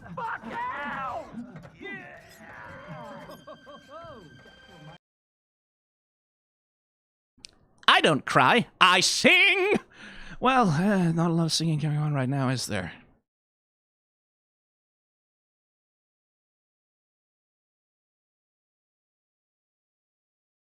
Again, like, like, this is the thing we talked about last episode about object work, right? There are little things that I like in the background, like, just little things that, like, what do people have in their phones? Like, what does most of their phone gallery consist of? It's like a great, like, that's a modern thing, right? But that's a great way to do some character storytelling about what a person cares about and what's important to them. It's like, there's nothing but pictures of his hot wife who pegs him.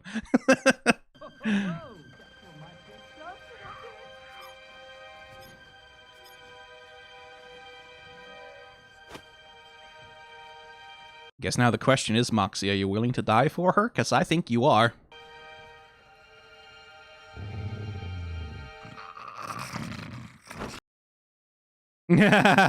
Clearly it wasn't that great, huh, Blitz? Condoms, condoms, condoms.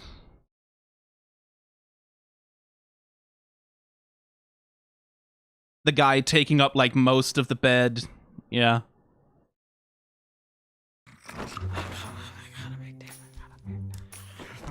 Okay, fucker, nobody who's that bad in bed can score two hotties that easily. I know you gotta be hiding something.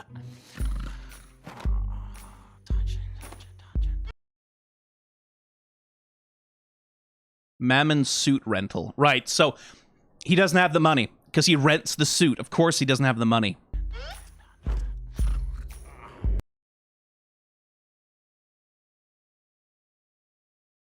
Is that his knee or is that his...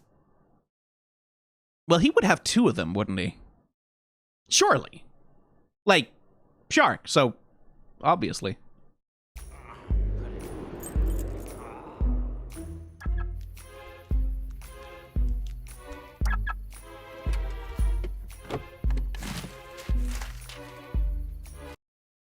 Eviction notice.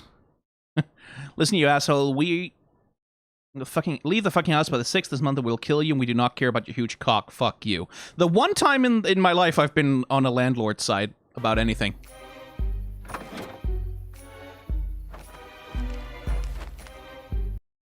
Rent suit, convince Crim, rich, marry Moxie to get into family, stage 4. He would write it down with the cool S and the dick, of course. That's maybe a little convenient. Come on, like, I know he's a dipshit and a moron. It's a little convenient, like, okay, so this is the thing about, like, I got it from the fact that it was a rented suit, right? Like, from the fact that it was a rented suit, it's like, yeah, obviously he doesn't have the money. Of course he doesn't have the money. If he had the money, he wouldn't rent the suit, right?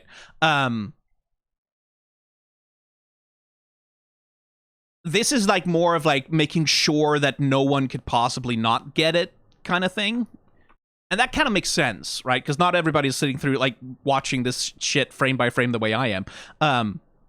You know, but it's also a little bit like, come on, like, make Blitz do a little bit more detective work for it.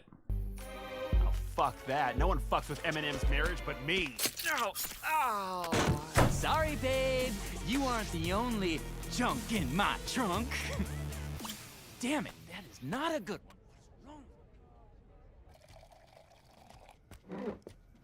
Hey.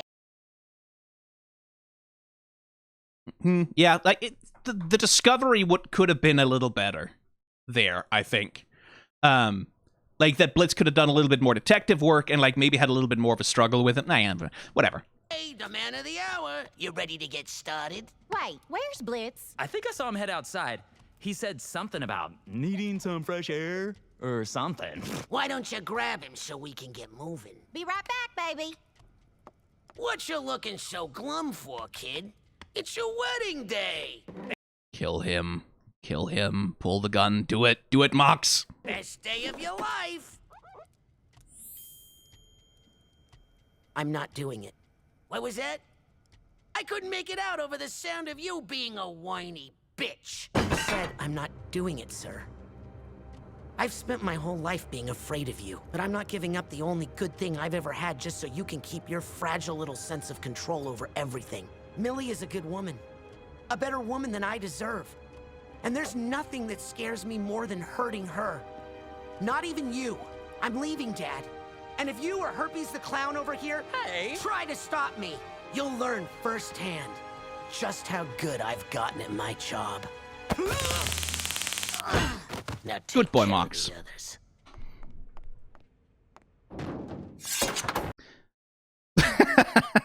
Yeah, of course.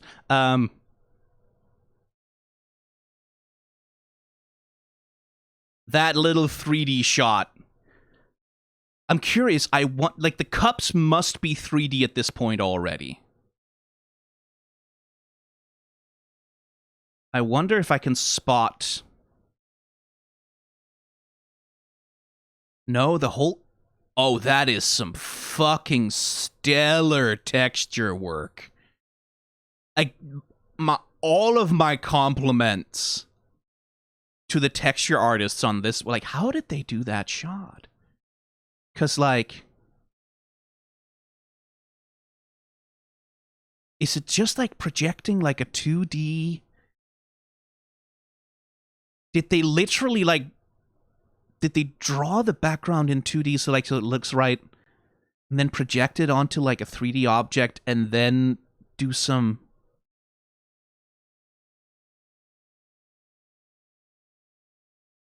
Because that's...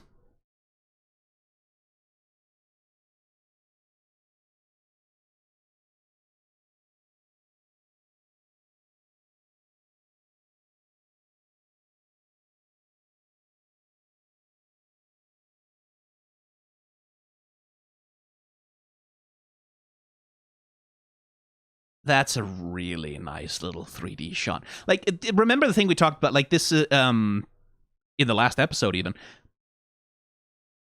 The way that, like, a well-placed 3D camera move can be used to emphasize how a character is feeling, right?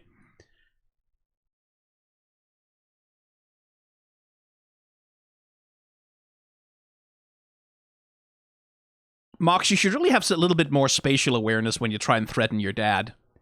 Very well animated, but you should maybe pay attention to his goons. I feel like you should have known it. This is not a criticism. This is me just riffing. You should maybe have known that your dad would have a goon with a stun gun ready, like, behind your neck. But man, look at that fucking... That's such a good little rug pull.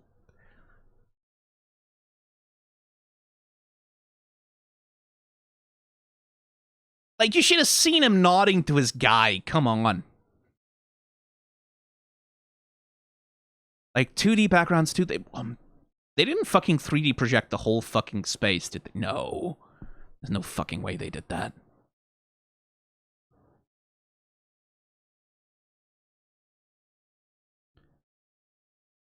Because, like, you get the push in, right? Like, this is like, when you have, like, 2D backgrounds, you have 2D assets, 2 things. This is a common camera move, right? Like, you get the push in, you get the zoom, you get the zoom out, you get the zoom in, like, you get the pan, you get the whip up and down and all that. But you can't do a rotation normally, right? So this is such a fucking rug pull that they first do, oh, this is a standard camera move that you can only do in 2D. And then they fucking pull one over on us. Now the next question I have, I think that how much of the scene is 3D? Because, like, Mox is definitely animating on, like... And I'm not seeing the usual... Like, usually with 3D objects, they are too perfect in rotation to be 2D animated. Because, like, a 2D animator will make mistakes from, like, frame to frame when they rotate something. I'm reasonably I think his dad is a 3D model in this shot. Or not. No, wait, hang on. No, he doesn't quite have it. It's just close. Like, it's... Yeah, no, this is just an... I think he's still hand animated. But I genuinely kind of can't tell. Which should tell you something, because that's hard to rotate anything to that degree of quality. I would not be surprised to learn that this is a 3D mod, because, like, there's something about the way the head rotates. Especially. They could have rotoscoped over it, I guess. Like, that would provide you with, like, that level of... I would be curious. Like, just this one shot. Like, that one shot, I kind of want to learn the production process behind that. Like, the way they planned that out and executed it. Like, which assets had to be generated in 3D and which ones in 2D. Because that is a beautiful... I love that. I love doing the standard 2D camera move and then pulling the rug, because it emphasizes it, right? Like, this is the first time in his life Moxie has ever really stood up to his dad, right? So we emphasize the drama of that moment with a shot that's like, oh shit, like, that changes the feeling of everything that's happening, in the same way that the 3D shot was used to emphasize, like, the feeling of like distressed unreality as Blitz is having, like, his post-traumatic flashback thing going on in the sitcom stage. Here it's being used to, like, really emphasize, like, the gravity of what Mox is doing, even as the poor kid possibly underestimates the level of goon availability that his dad has in this scene. I've gotten at my job. Now take care of the others. That was really cool. Oh, Millie, you found me. Who's your friend? Friend?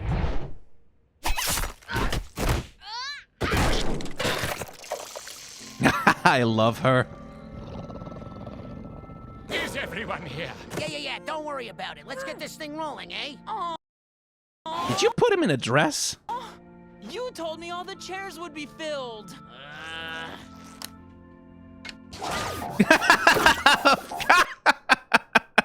Of course. Satisfied? Oh, fuck yes. What is going on? That seductive dickhole is trying to marry Moxie, and he's not even rich. Moxie! Do you, Chazwick Thurman, take Moxie? This again, just the dad being so fucking homophobic, because, like, even comprehending that gay people exist and, like, oh yeah, dicks and shit, whatever, he still forces Moxie into a dress to play the part of bride. Because, like, which is such, like, that's just, like, if you gotta have a gay wedding, you can't force someone to be the bride, you piece of shit. The last name to be your lawfully wedded husband. Oh, yeah. And do you, Moxie, whatever, take Chazwick Thurman to be your lawfully wedded...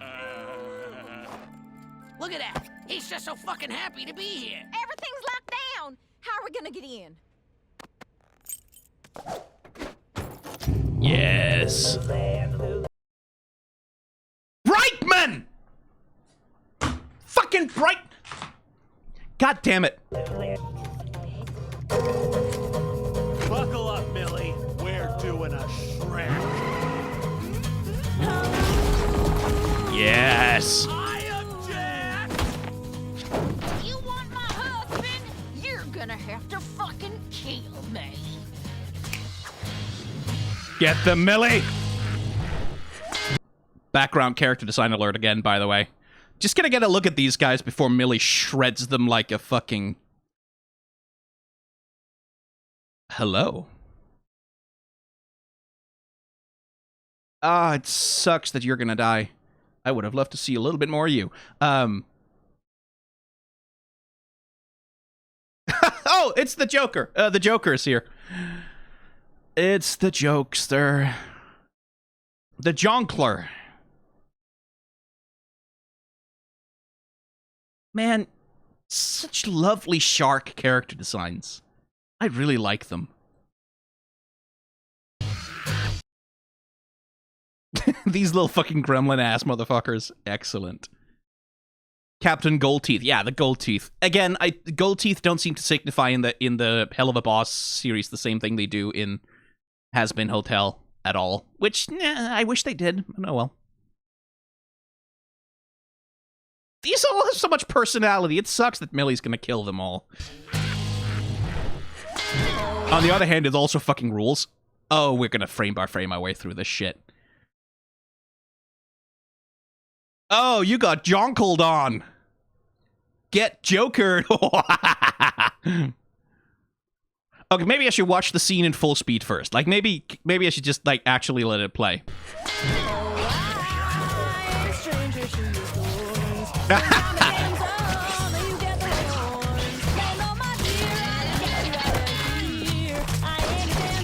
Oh, yeah, there it goes.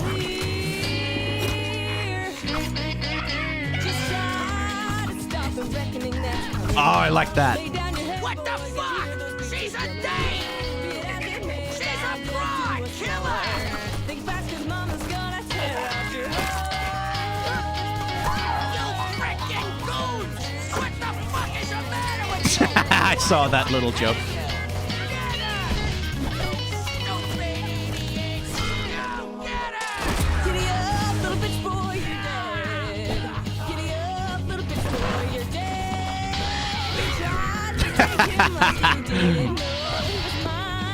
Yeah. Oh, satisfying.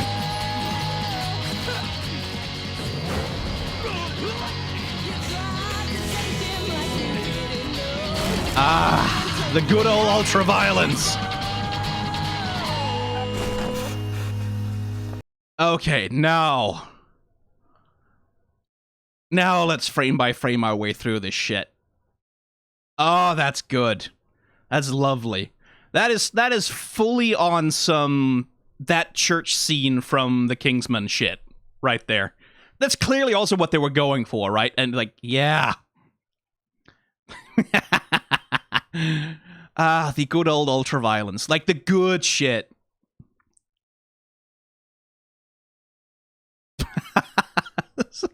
The eyeballs falling into the mouth. It's like, it's a good mix too, right? Like this is so like over the, look at that smear. Look at that fucking whip. Beating a guy to death with another guy's spine is like, yes, fuck yeah. This is just like a montage of let's just let Millie do all the coolest shit in the universe. But, like, with the added bonus of this is a cartoon, so we can go even harder to, like, a stupid degree. And it's so good. I love that. This is just animators having fun.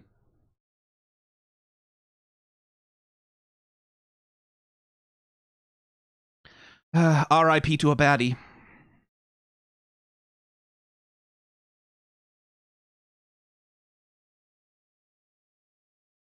Grabbing the arm with the shark teeth, forcing her to shoot the other guy. Like, come on, that rules.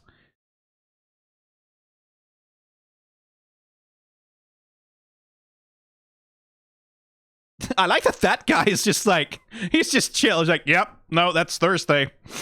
That's another Thursday, don't care.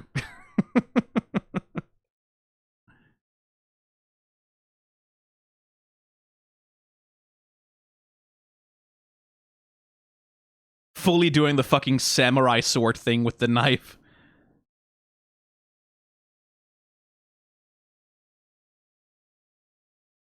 Using the flash, like, to transit, that's... Again, we're just doing cool shit, right? Like, this is just a cool-ass fucking montage with the top-down shot of, like, the fight happening. Very John Wick right there. Is that a 3D shot or is that a 2D? I think it's just a 2D shot. I don't think the objects are warping from the perspective. No.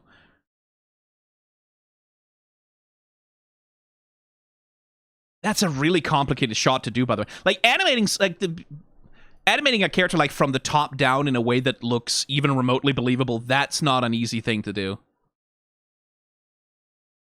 It's like this guy just knowing how fucked he is, right? Like, oh yeah, I'm gonna grab her, I've got her arm, and it's like, she just kind of turns around, it's like, oh, I didn't mean it.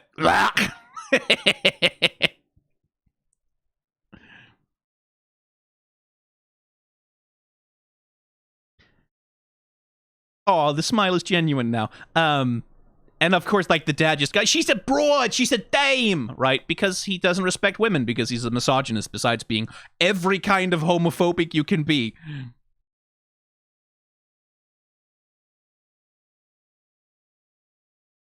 I still like that guy. Like, that guy is so unaffected when someone gets strung up by their own guts. Just kind of moves out of the way. Doesn't even care.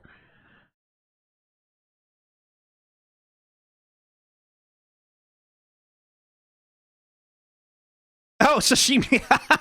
He turns into sushi. Very funny. Good gag. I appreciate it. Oy. I mean, we've all, like, if you have a lover who does that to you non-consensually, that's a red flag, by the way. Like, once that happens, you probably shouldn't date them anymore.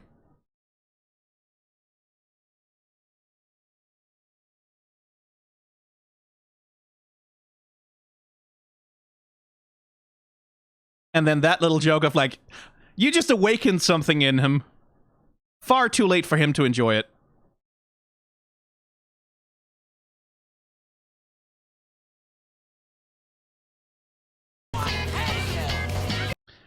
I also I don't want to fucking just ignore this.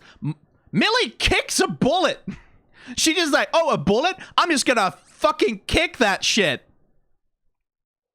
She kicks a bullet. What the fuck?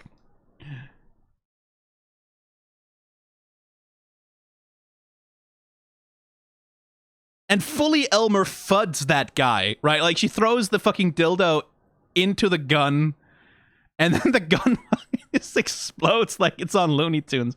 Excellent. I like that.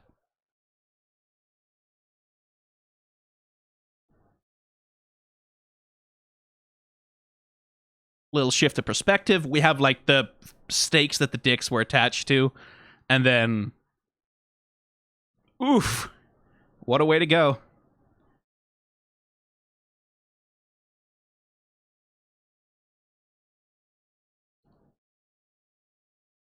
Lovely tracking shot here. Like, keeping Millie consistent in the frame. And I don't even think they used 3D to do it either. While, like, expanding out the car in the background.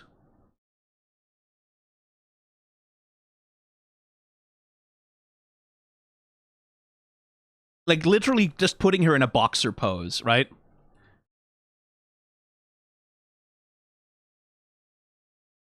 And then poor drugged up Blitz trying to do something.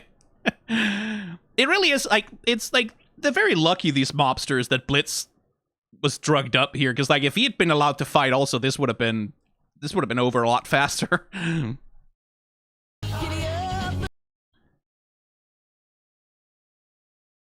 Gasoline in the face, and then I do love this. Like, Blitz is just ready to be used as a boat hook, essentially. Jesus.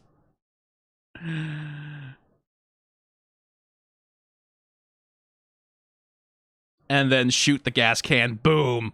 Just like a montage of let's just do cool shit. I do like the detail that the crosses are upside down. Very nice. And then the priest, like, yeah, sensible, man.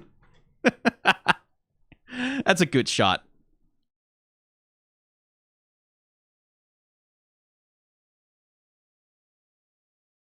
Millie from the top rope! It's the decapitator!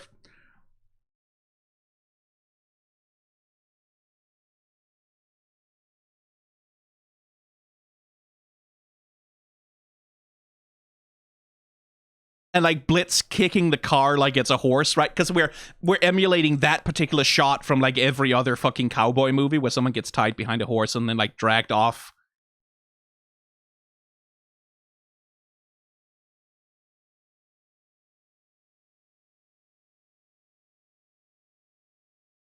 still doesn't give a shit.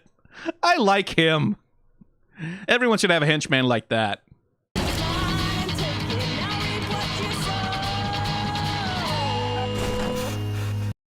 Nice animation on the car, too, by the way. I've said this before, but like cars as objects of animation are difficult little motherfuckers to manage. This looks like, it doesn't look like 3D necessarily, but it looks like a bunch of like 2D shapes being manipulated. And they're doing it really well. So like you get like the squash and stretch on the car, so like it comes to a halt, it squashes. Then we get like this little bit of coyote time as it just kind of hangs in the air and then snaps down like just there, boom, and crushes the guy's head while we're at it. Very appealing little animation out of the car, like with the hood slapping down and then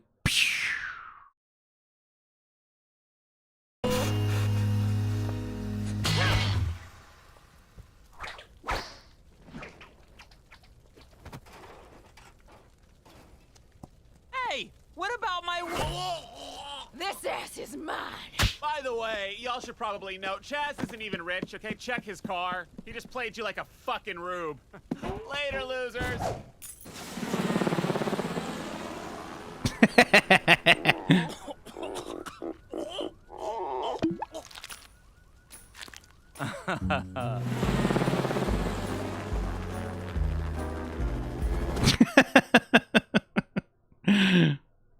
Yeah, no, I wasn't in this episode. I'm not happy about it either. Yeah.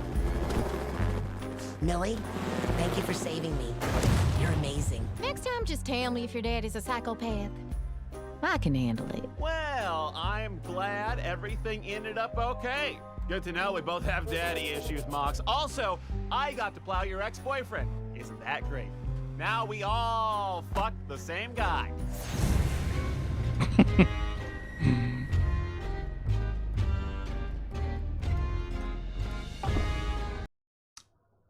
Yeah, well, I am fine with him not turning up again ever. Ah, we're doing the 3D. Ah, very good. Very good. Okay, well then I need to know... Because that's a 3D object once we start the turning. I don't think the dad is 3D animated? No. No, the shape isn't consistent enough to be that. So there must be a shift point, and I can't spot it. Again, the fucking texture artists on this show, like handling texturing, lighting, rigging, putting together the look of a shot like that in a way that becomes seamless once they do that is like... That's not trivial. Like, that's not a trivial thing to do. It's not just, oh, you just tell the computer to make the textures look the right... No. It's like, that shit requires a bunch of coordination between, like, the lighting artists and the compositors and the VFX artists and, like, making sure that, like, everything from the way... Like, because, like, this thing, right? It rotates from being a flat 2D object into being something three-dimensional, right? Handling that so that the line work, like the way that it plays around the edges, still emulates the way that an object like that is stylized in like 2D is like, it's not trivial. It's not just you just tell the computer to do it. It requires a whole bunch of careful work.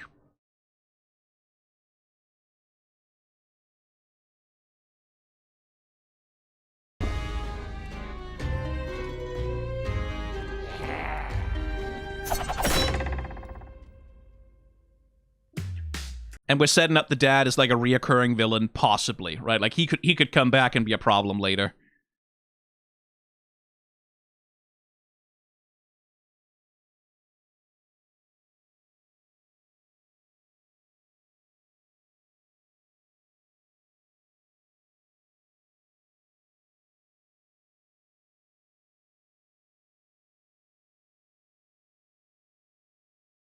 Oh, that's really nice. That was like, okay, so like, this was quite a good episode, I think. It really was. Like, I wish Millie had gotten to be more character here. A little bit, because again, it's that thing of like Millie doesn't really go through any kind of change or any kind of an arc, right? She's just, and it's the thing about Millie, right? Like Millie is by far the most emotionally and sort of personality-wise, the most well-balanced of all the characters, right? Like she's the one who has like the least, at least as far as we know so far. Like she's the one who's like stable. She's the one who doesn't have a billion like parental traumas because her parents actually love her. She's the one who doesn't have like a million old flames or old conflicts or shit going on. And so the show is sort of like, intentionally parking her in that role of like, yeah, there's not that many issues there to explore with her, right? Like there's not that much idiosyncrasy for her to have. Versus someone like Blitz, for example, who's just like a walking mass conflict, mass of like complexes. Millie is stable. She's kind of normal, right? Like besides being capable of like horrifyingly genocidal violence towards certain groups of people when they piss her off, she's like the most normal of them. And so there's not that much there for the personality to play with. There's not that much there for her to do as a personality because she doesn't have that much to bounce off of. She's just generally, outside of her like propensity for doing violence, she's stable, right? Like in a way that like it makes her, it's important for the group dynamic, I think, right? Like it's like the show needs a character like that who can sort of be the center in that sense. Who can be like the emotionally stable one who's like forgiving and who's able to like to help other characters navigate through their shit when she needs to. But it is a thing of, like, it does make her the character who has the least to do in any given scene, because there's the least shit for her to go off on, right? Like, there's the least shit for her to, like, whereas Blitz has, like, the thing of, like, his weird, unhealthy fixation with Millie and Moxie's marriage. Like, that gives him the opportunity in this scene to fuck Chaz, right? Like, because that's something that he would do, because he's unbalanced, because he has issues, because he's a weird freak about some things. That's the in that Chaz has with them, right? Millie doesn't have something like that can sort of like throw up those conflicts or cause those like that weirdness to happen. And it is a thing of like, it means that compared to other characters, she feels a lot more boring in a lot of ways. Because she is just like, I love my husband and I'm Southern and I kill people and I'm just well balanced and like I'm just a sweetie pie, right? Like it's. And I do wish that there was a little, like, she got to be explored a little bit more, to have, like, some idiosyncrasies of her own, some weaknesses, some foibles. Because she kind of lacks weaknesses in that sense, like character weaknesses. Not in the sense of, like, kryptonite, but...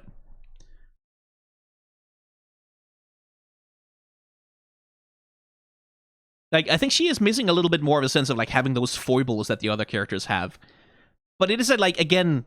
from a group dynamic perspective, it makes perfect sense that you need someone like that as part of the imp group.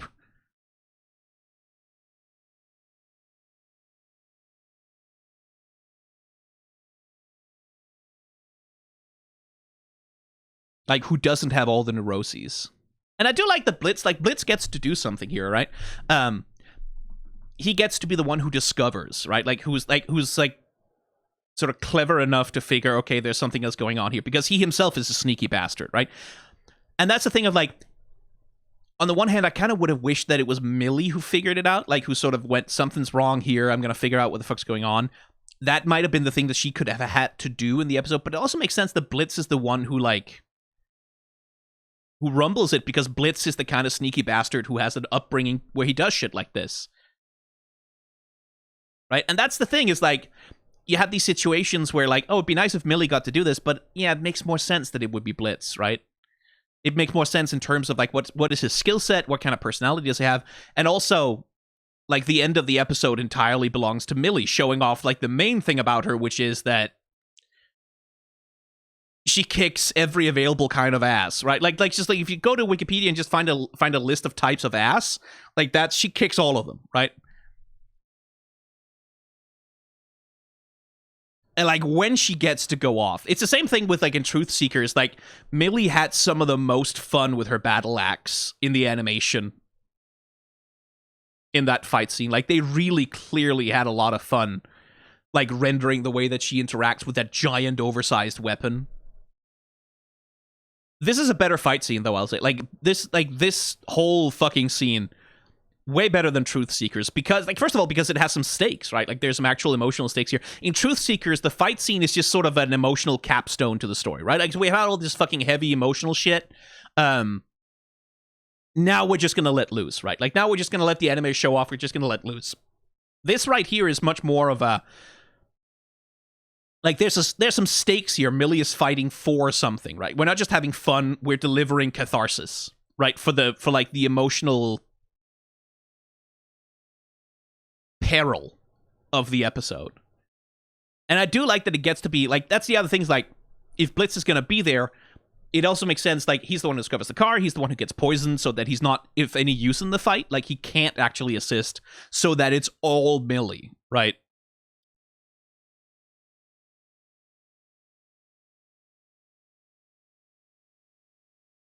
I guess the criticism I would have is that I kind of would have liked it if, like, there's a part of me that's like, would have been cool if Moxie got to do this, like, because Moxie's the one who delivers the threat, right?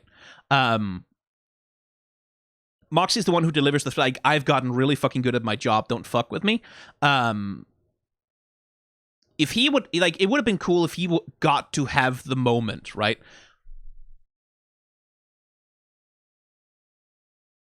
In terms of, like, emotional development. But there's also the thing of, like, if it was Moxie, I think it would have ended with his dad being dead.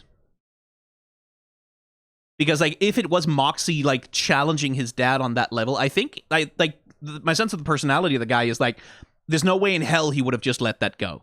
Right? Like, there's no way in hell he would have said, okay, so take your wife and leave. But because it's Millie, because it's not the object that he wants to control, because it's not, like, Moxie, that doesn't represent the same emotional threat. Like, being beaten by someone else who's, like, from a murder company or whatever, yeah, that's not the same thing emotionally as his actual son, the child that he's so obsessed with controlling, saying no to him, like, defying his control in that way. Right, so, like, if it had been Moxie, I think emotionally that would have led to, like, that would have been the moment when Moxie would have to kill his dad. Sort of ending up killing both his parents, which, you know, sure, he wouldn't have any traumas about that.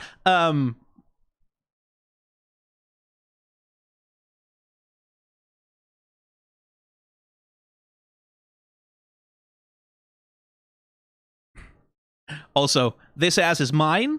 Slap. I see that blush. I see you discovering something about yourself, Moxie. I see you. Good boy. You deserve it.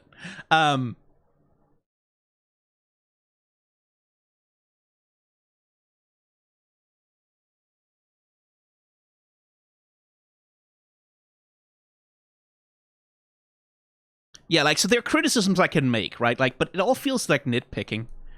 Like, yeah, like, there's little things, like sort of structurally, Millie, I wish, had more to do generally in the show, but she kind of doesn't need to have more to do in this episode necessarily.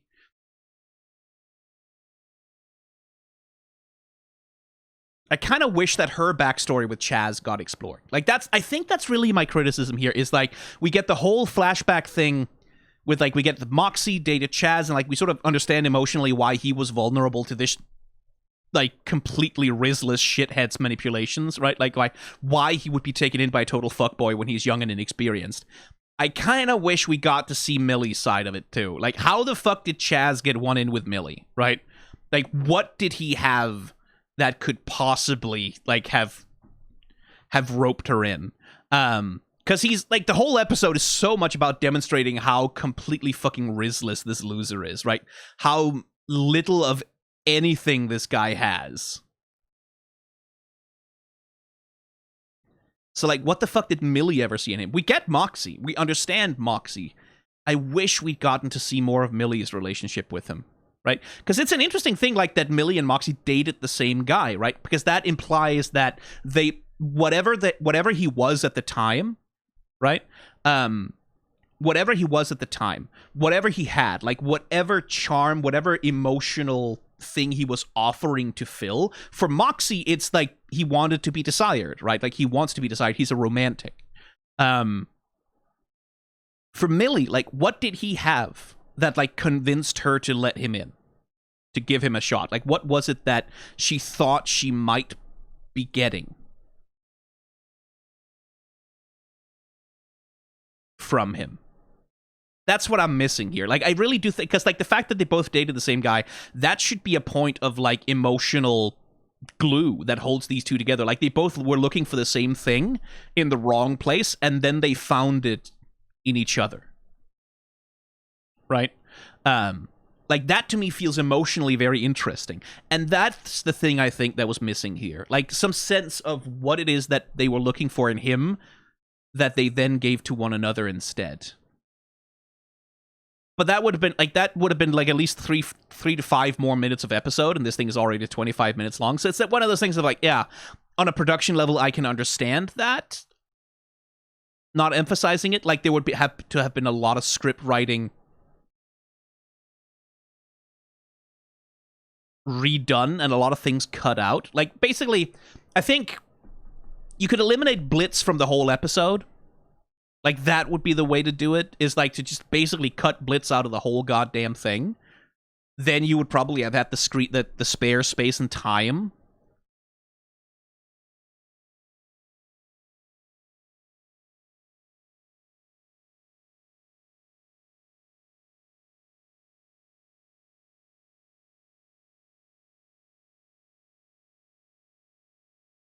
Yeah, a good episode. Like fucking, I'm still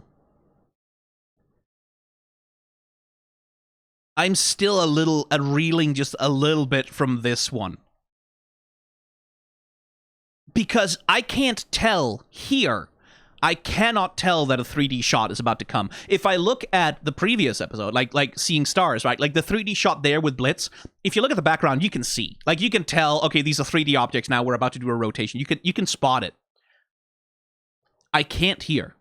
I cannot spot it. Like, maybe the cups, maybe a little bit the way that the lighting is handled on the cups and the way, like, it looks like a low poly 3D object, maybe a little bit. But the fucking table, the chairs, like the way that the background is about to go,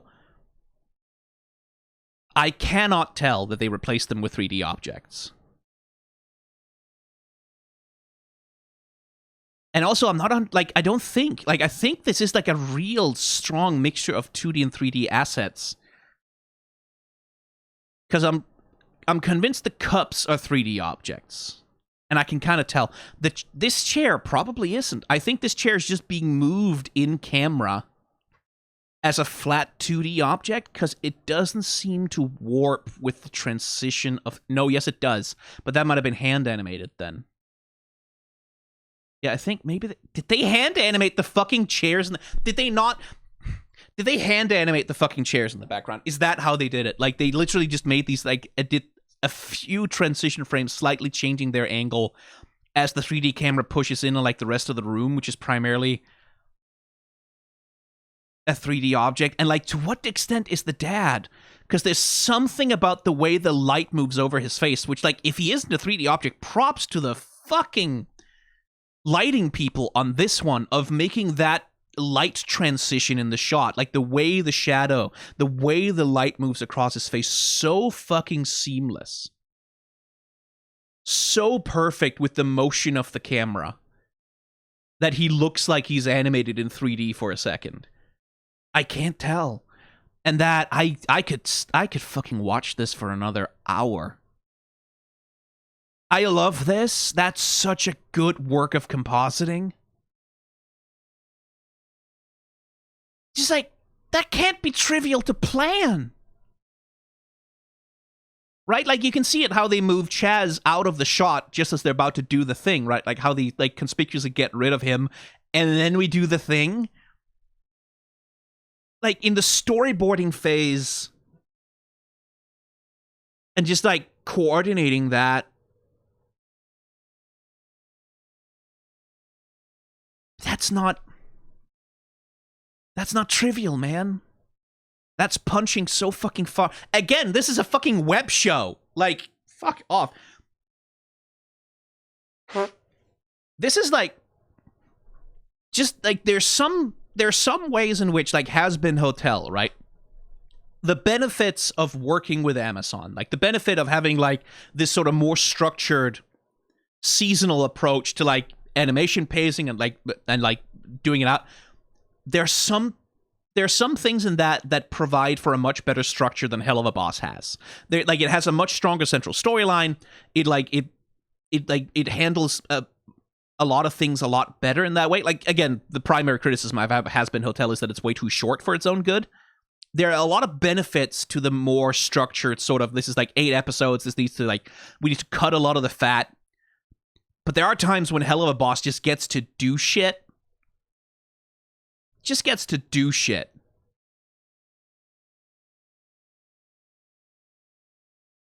That kind of knocks me the fuck. I haven't even talked enough about how good Moxie's speech animation is here. Like, is that,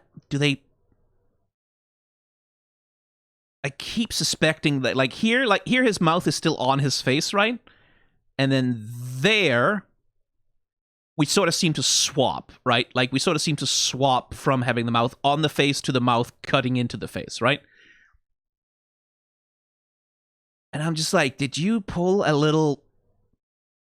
Like, because this seems hand-animated to me, because the inconsistency in the shape language of the... Like, the butterfly, right? Look at the butterfly. You see that swap from where, like, the butterfly is like a flat object with these lines just sort of drawn flatly on it to, boom, now it has volume, right? Like, now it's being rendered differently. Did you pull a fast one? Is that's... But they couldn't possibly have made that complex of a 3D rig for Moxie just for this. Like, there's no way in hell, right? But the fact that I'm contemplating it, that, like, because, like, with a very good production, like, no, this is all 2D animated, but, like, with a very, like, if they're clever enough to fool me with the background, I'm just sitting here like, they could have fooled me with anything. Anything could be 3D. I wouldn't know. How would I see it? Like, I'm fully Pepe de Silviering all over this fucking shot, because that's a really good talk animation, too. And while the camera's rotating, right? Like, rotating the character into this, snapping it, like, from this, like, 3/4 angle that sort of faces the viewer, snapping it into that, right? Like, snapping the angle like that, but making it feel fucking smooth somehow? Fuck you. Just, like, this is just good animation craft, man.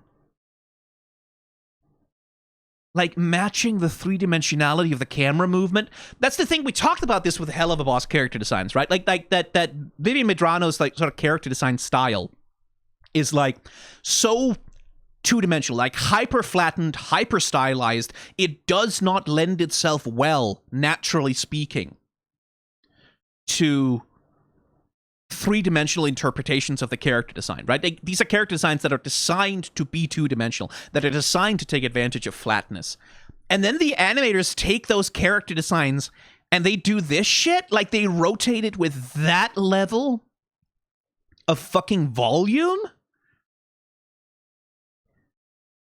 How the fuck do you do that? How do you just do that? How do you just animate a shot like the character has three-dimensional volume when it was never designed to have volume? Like, come on!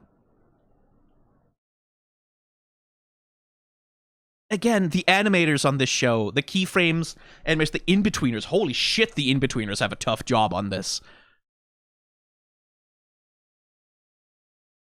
Like, just...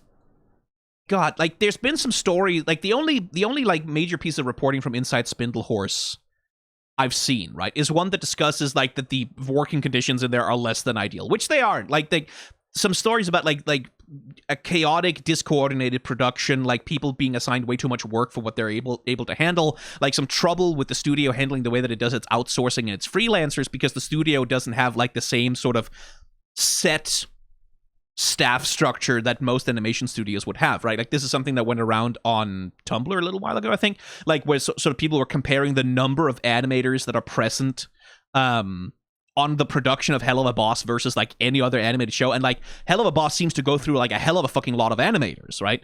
But that's like that comes down partly to like just the production model that the show is using. That's not necessarily something that indicates that people are cycling in and out of Spindlehorse because the studio sucks, right? But there have been reports of like disjointed production conditions inside Spindlehorse, like people being assigned way too much work, stress and crunch that shouldn't have happened. And, like, looking at the complexity of shots like these, like, I can see how something like that would happen, especially from someone who's an inexperienced studio head. None of it seems to be particularly, again, being familiar with the animation industry, none of it seems to be at all egregious compared to, like, the rest of the fucking industry, right? Because the animation industry is in just a uniquely horrifying crock of shit place. They're working on unionizing now, which is good, thank fuck. But the animation industry has just been a crock of shit to work for. Like, as bad as the games industry in many, many ways. For a long-ass fucking time. But that this fucking studio, Spindlehorse, is able to pull some shit like this together just to show off. They don't need to do it, right? Like, it's not... This 3D camera move is not crucial, right? It just enhances the mood of the confrontation between them, right?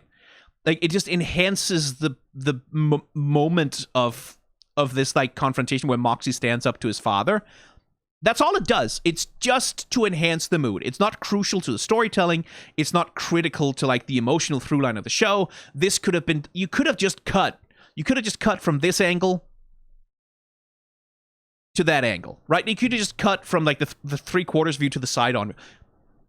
This is just showing off. Like, this is just being extra. This is just doing more because you can. By the way, again, the lighting in this scene, right? Because, again, here, pay attention to Moxie, very flat lighting. We've got some gradients going on that sort of go from, like, sort of being brighter up here to darker down here. Very simple, very non-complicated, very flat, two-dimensional lighting. And then as the camera move begins, right, you can see how they fade in the highlight on the side of his head. Like, it fades in, it becomes brighter and brighter, and then the highlight begins to... Like, here, again, the highlight is, like, just a curve, right? Like, it doesn't follow the contours of his face at all. It's just a curve that sits on the side of it. But then here, we swap over, and now the highlighting is contouring the sides of Moxie's face, making him progressively more three-dimensional as the camera shot proceeds, right? And as the camera shots proceeds more and more, the lighting here, again, we get the swap, right? Here's the fairly simple outline of, like, it just sort of follows his brow, just sort of follows the side of his cheek down to his thing, and then snap. Now, much more complex, right? Like, now it sort of follows all of the outlines of everything that's happening, all the structures in his face. And as we go on, you can see how the lighting, the highlighting, like the way the light and shading is handled gets more and more complex. It takes into account more and more of the specific geometry of his face, the specific, like, volume of his head, until we get to here, when it's like, that's a really complex thing that, like, sort of follows the brow down, then, like, changes over, like, the lower eyelid as it, like, it's, like, getting scrunched to the front of the face. The lighting people, like, the people who handle the lighting on these fucking shots, that's really complicated to do, and make it look smooth. Make it look seamless. So that we go from a hyper flat character to a fully three-dimensional character.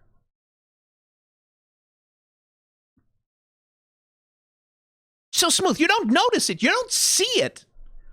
You don't notice that they're doing all of this fucking work when you're just watching the episode. But it's there. Making the flow of this stupid fucking three-dimensional camera move that isn't necessary, but they're just doing it because it looks cool. Making that work. Magic. Animation is magic. It's sorcery. It's so cool. Animation is so good, you guys. And this is one of the things I love particularly about 2D animation, is you can fuck with that shit. You can fuck with those transitions. You can fuck with, like, the difference between hyper-flat characters and three-dimensional rounded characters. You can fuck with that in a way that you, like, 3D animation up until very recently just couldn't. Like, Spider-Verse plays with this shit as well. Yeah, no, we're just gonna watch the credits for a bit now. I think. Because, again, the fucking animators on this fucking show, man. Wizards.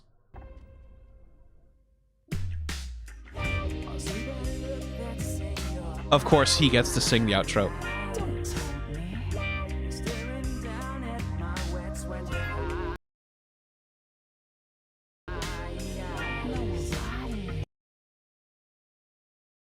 Eric Schwartz? Hang on. Hang on a second. Hold on. Right, he's the fucking comedian. I think I've seen his clips go around on, like, TikTok at some point.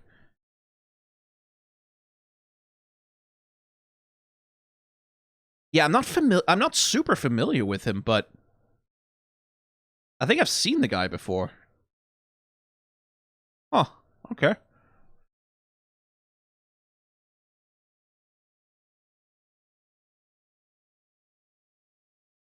I'm just IMDbing right now. Give me a moment. Oh, it's Professor Kukui. The priest is the same guy who voices Professor Kukui on Pokemon. Oh, cool. He voiced Bagheera on the Jungle Book TV series? Wait, not for Disney, surely. No, it's like a... Okay. He was in Pathfinder Kingmaker. Oh, cool. Yeah, oh, this is a jobbing voice actor. He was in Ace Combat. Oh, cool. Yeah, he's done a ton of voice work. Cool. He was in the Starfield. Hey. And he's done a bunch of voices for Helluva Boss, it seems. Oh, yeah. Oh, he'll show up in episode 6, apparently, also. Cool. Anyway.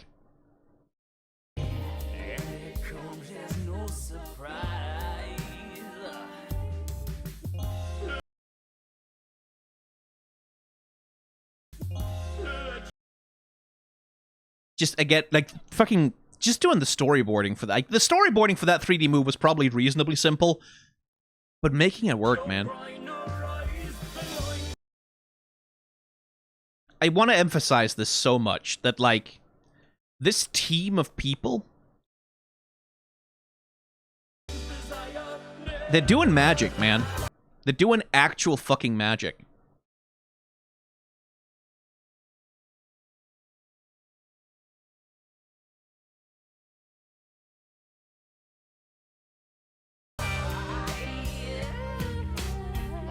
Retake animes. They had retakes too, Jesus.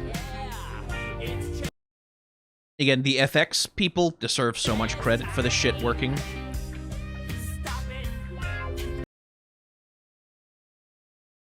The background people, because like that 3D shot wouldn't have worked if the background people weren't on point.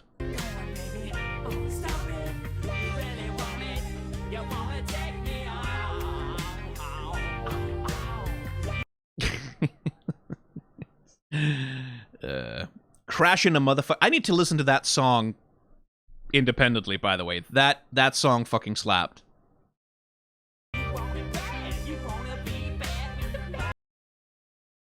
Again, the compositing people, you have a tough job on this fucking show.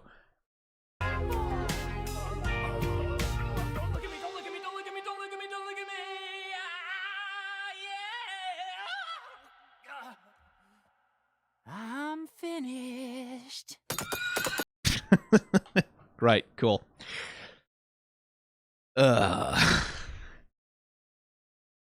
It would be very funny if they brought him back somehow. But please don't. It's okay. Still, I am still a little bit on... I really do think Millie's backstory with him should have been told also. Like, because that would have been a great point of, like, deepening the relationship between her and Moxie.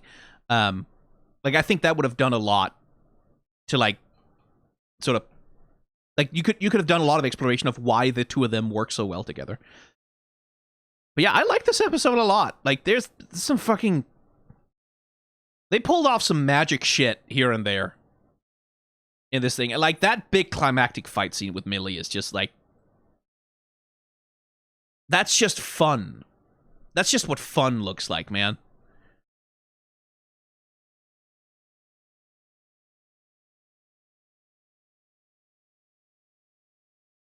That's the thing about Millie, by the way, as a character design. I think I've talked about this before. Millie is noticeably rounder than a lot of the other characters in the show, right? Like, she's noticeably a lot more, like sort of, her character design is much more focused on curves and circles than a lot of the other character designs in the show. Like, especially compared to, like, an angular motherfucker like this guy, right? And that really serves her well in a lot of these shots, because, like, it allows her to, her anatomy to, like, really do a whole bunch of this spinny around shit, right? Like, as she's, like, clambering up this guy, spinning around. Like, the roundness of her character design serves her really well for that. Yeah, I like this episode a lot. Not perfect, but, you know, for what it is, I had a good time the whole time. The fucking dicks in the wall. I had a good time the whole time. Do give Millie, like, a full, like, give her, like, a full episode of emotional exploration at some point. Like, really, honestly, it doesn't even have to be, like, a Millie solo episode. I just kind of want to explore her and Moxie's marriage. Like, I just want to explore more about, like, how they work together emotionally as a team. How they like, fill the gaps in each other's lives and hearts. That's really the main thing, I think. Because, like, I don't mind Moxie and Millie being, like, wife guy and husband guy. That's fine. Again, I don't mind that Millie is the stable one. That Millie is the one who doesn't have the issues. I really don't mind that. It's just, I wish we got some more exploration of, like, how the two of them emotionally complete each other. Because we understand it fully from Moxie's perspective. Moxie needs someone who loves him, right? Who loves him truly, romantically, deeply, with all of their heart. That's the thing Moxie needs. Millie is that for him. I am missing a little bit more of, like, what is it that Moxie gives to Millie that is, like, the thing that completes her in the same way.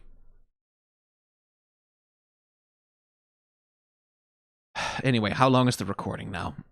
Oh, 2 hours and 27 minutes. Cool. Yeah, no, sure, that's normal. I am normal about this show. I'm normal about animation. I am normal about so many things.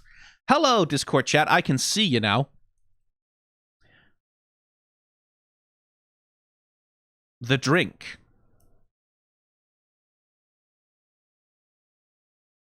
The drink. The drink, the drink, the drink, the drink. The drink, the drink, the drink. Parlor drink.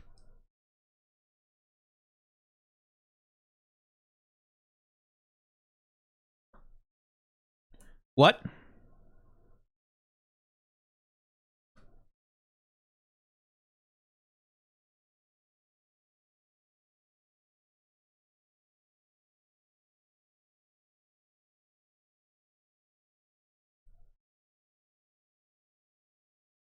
He notices the drink is drugged and pretends to drink it.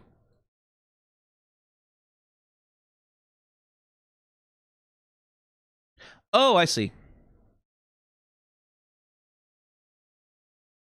Yeah. That's a cute detail.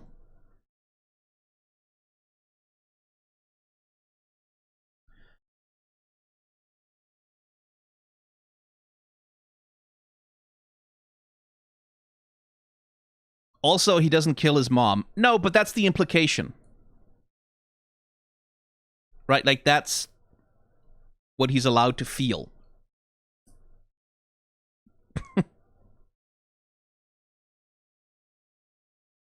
Anyway. Whew. What the fuck was I doing before this? Like, I disappeared a little bit into a fugue state. That fucking 3D shot got to me, man. That 3D shot got to me a lot. Like, fucking motherfuckers. Just doing that. You shouldn't be allowed. That shouldn't be allowed to do that. Just, like, fucking casually drop that into the middle of a... Yeah. Anyway, I hope you had a good time, chat. I hope you also had a good time in the YouTube thing of the stuff. I think I'm going to go check on the kitty now to see how she's doing. Make sure that she's eating and has her water. So, bye.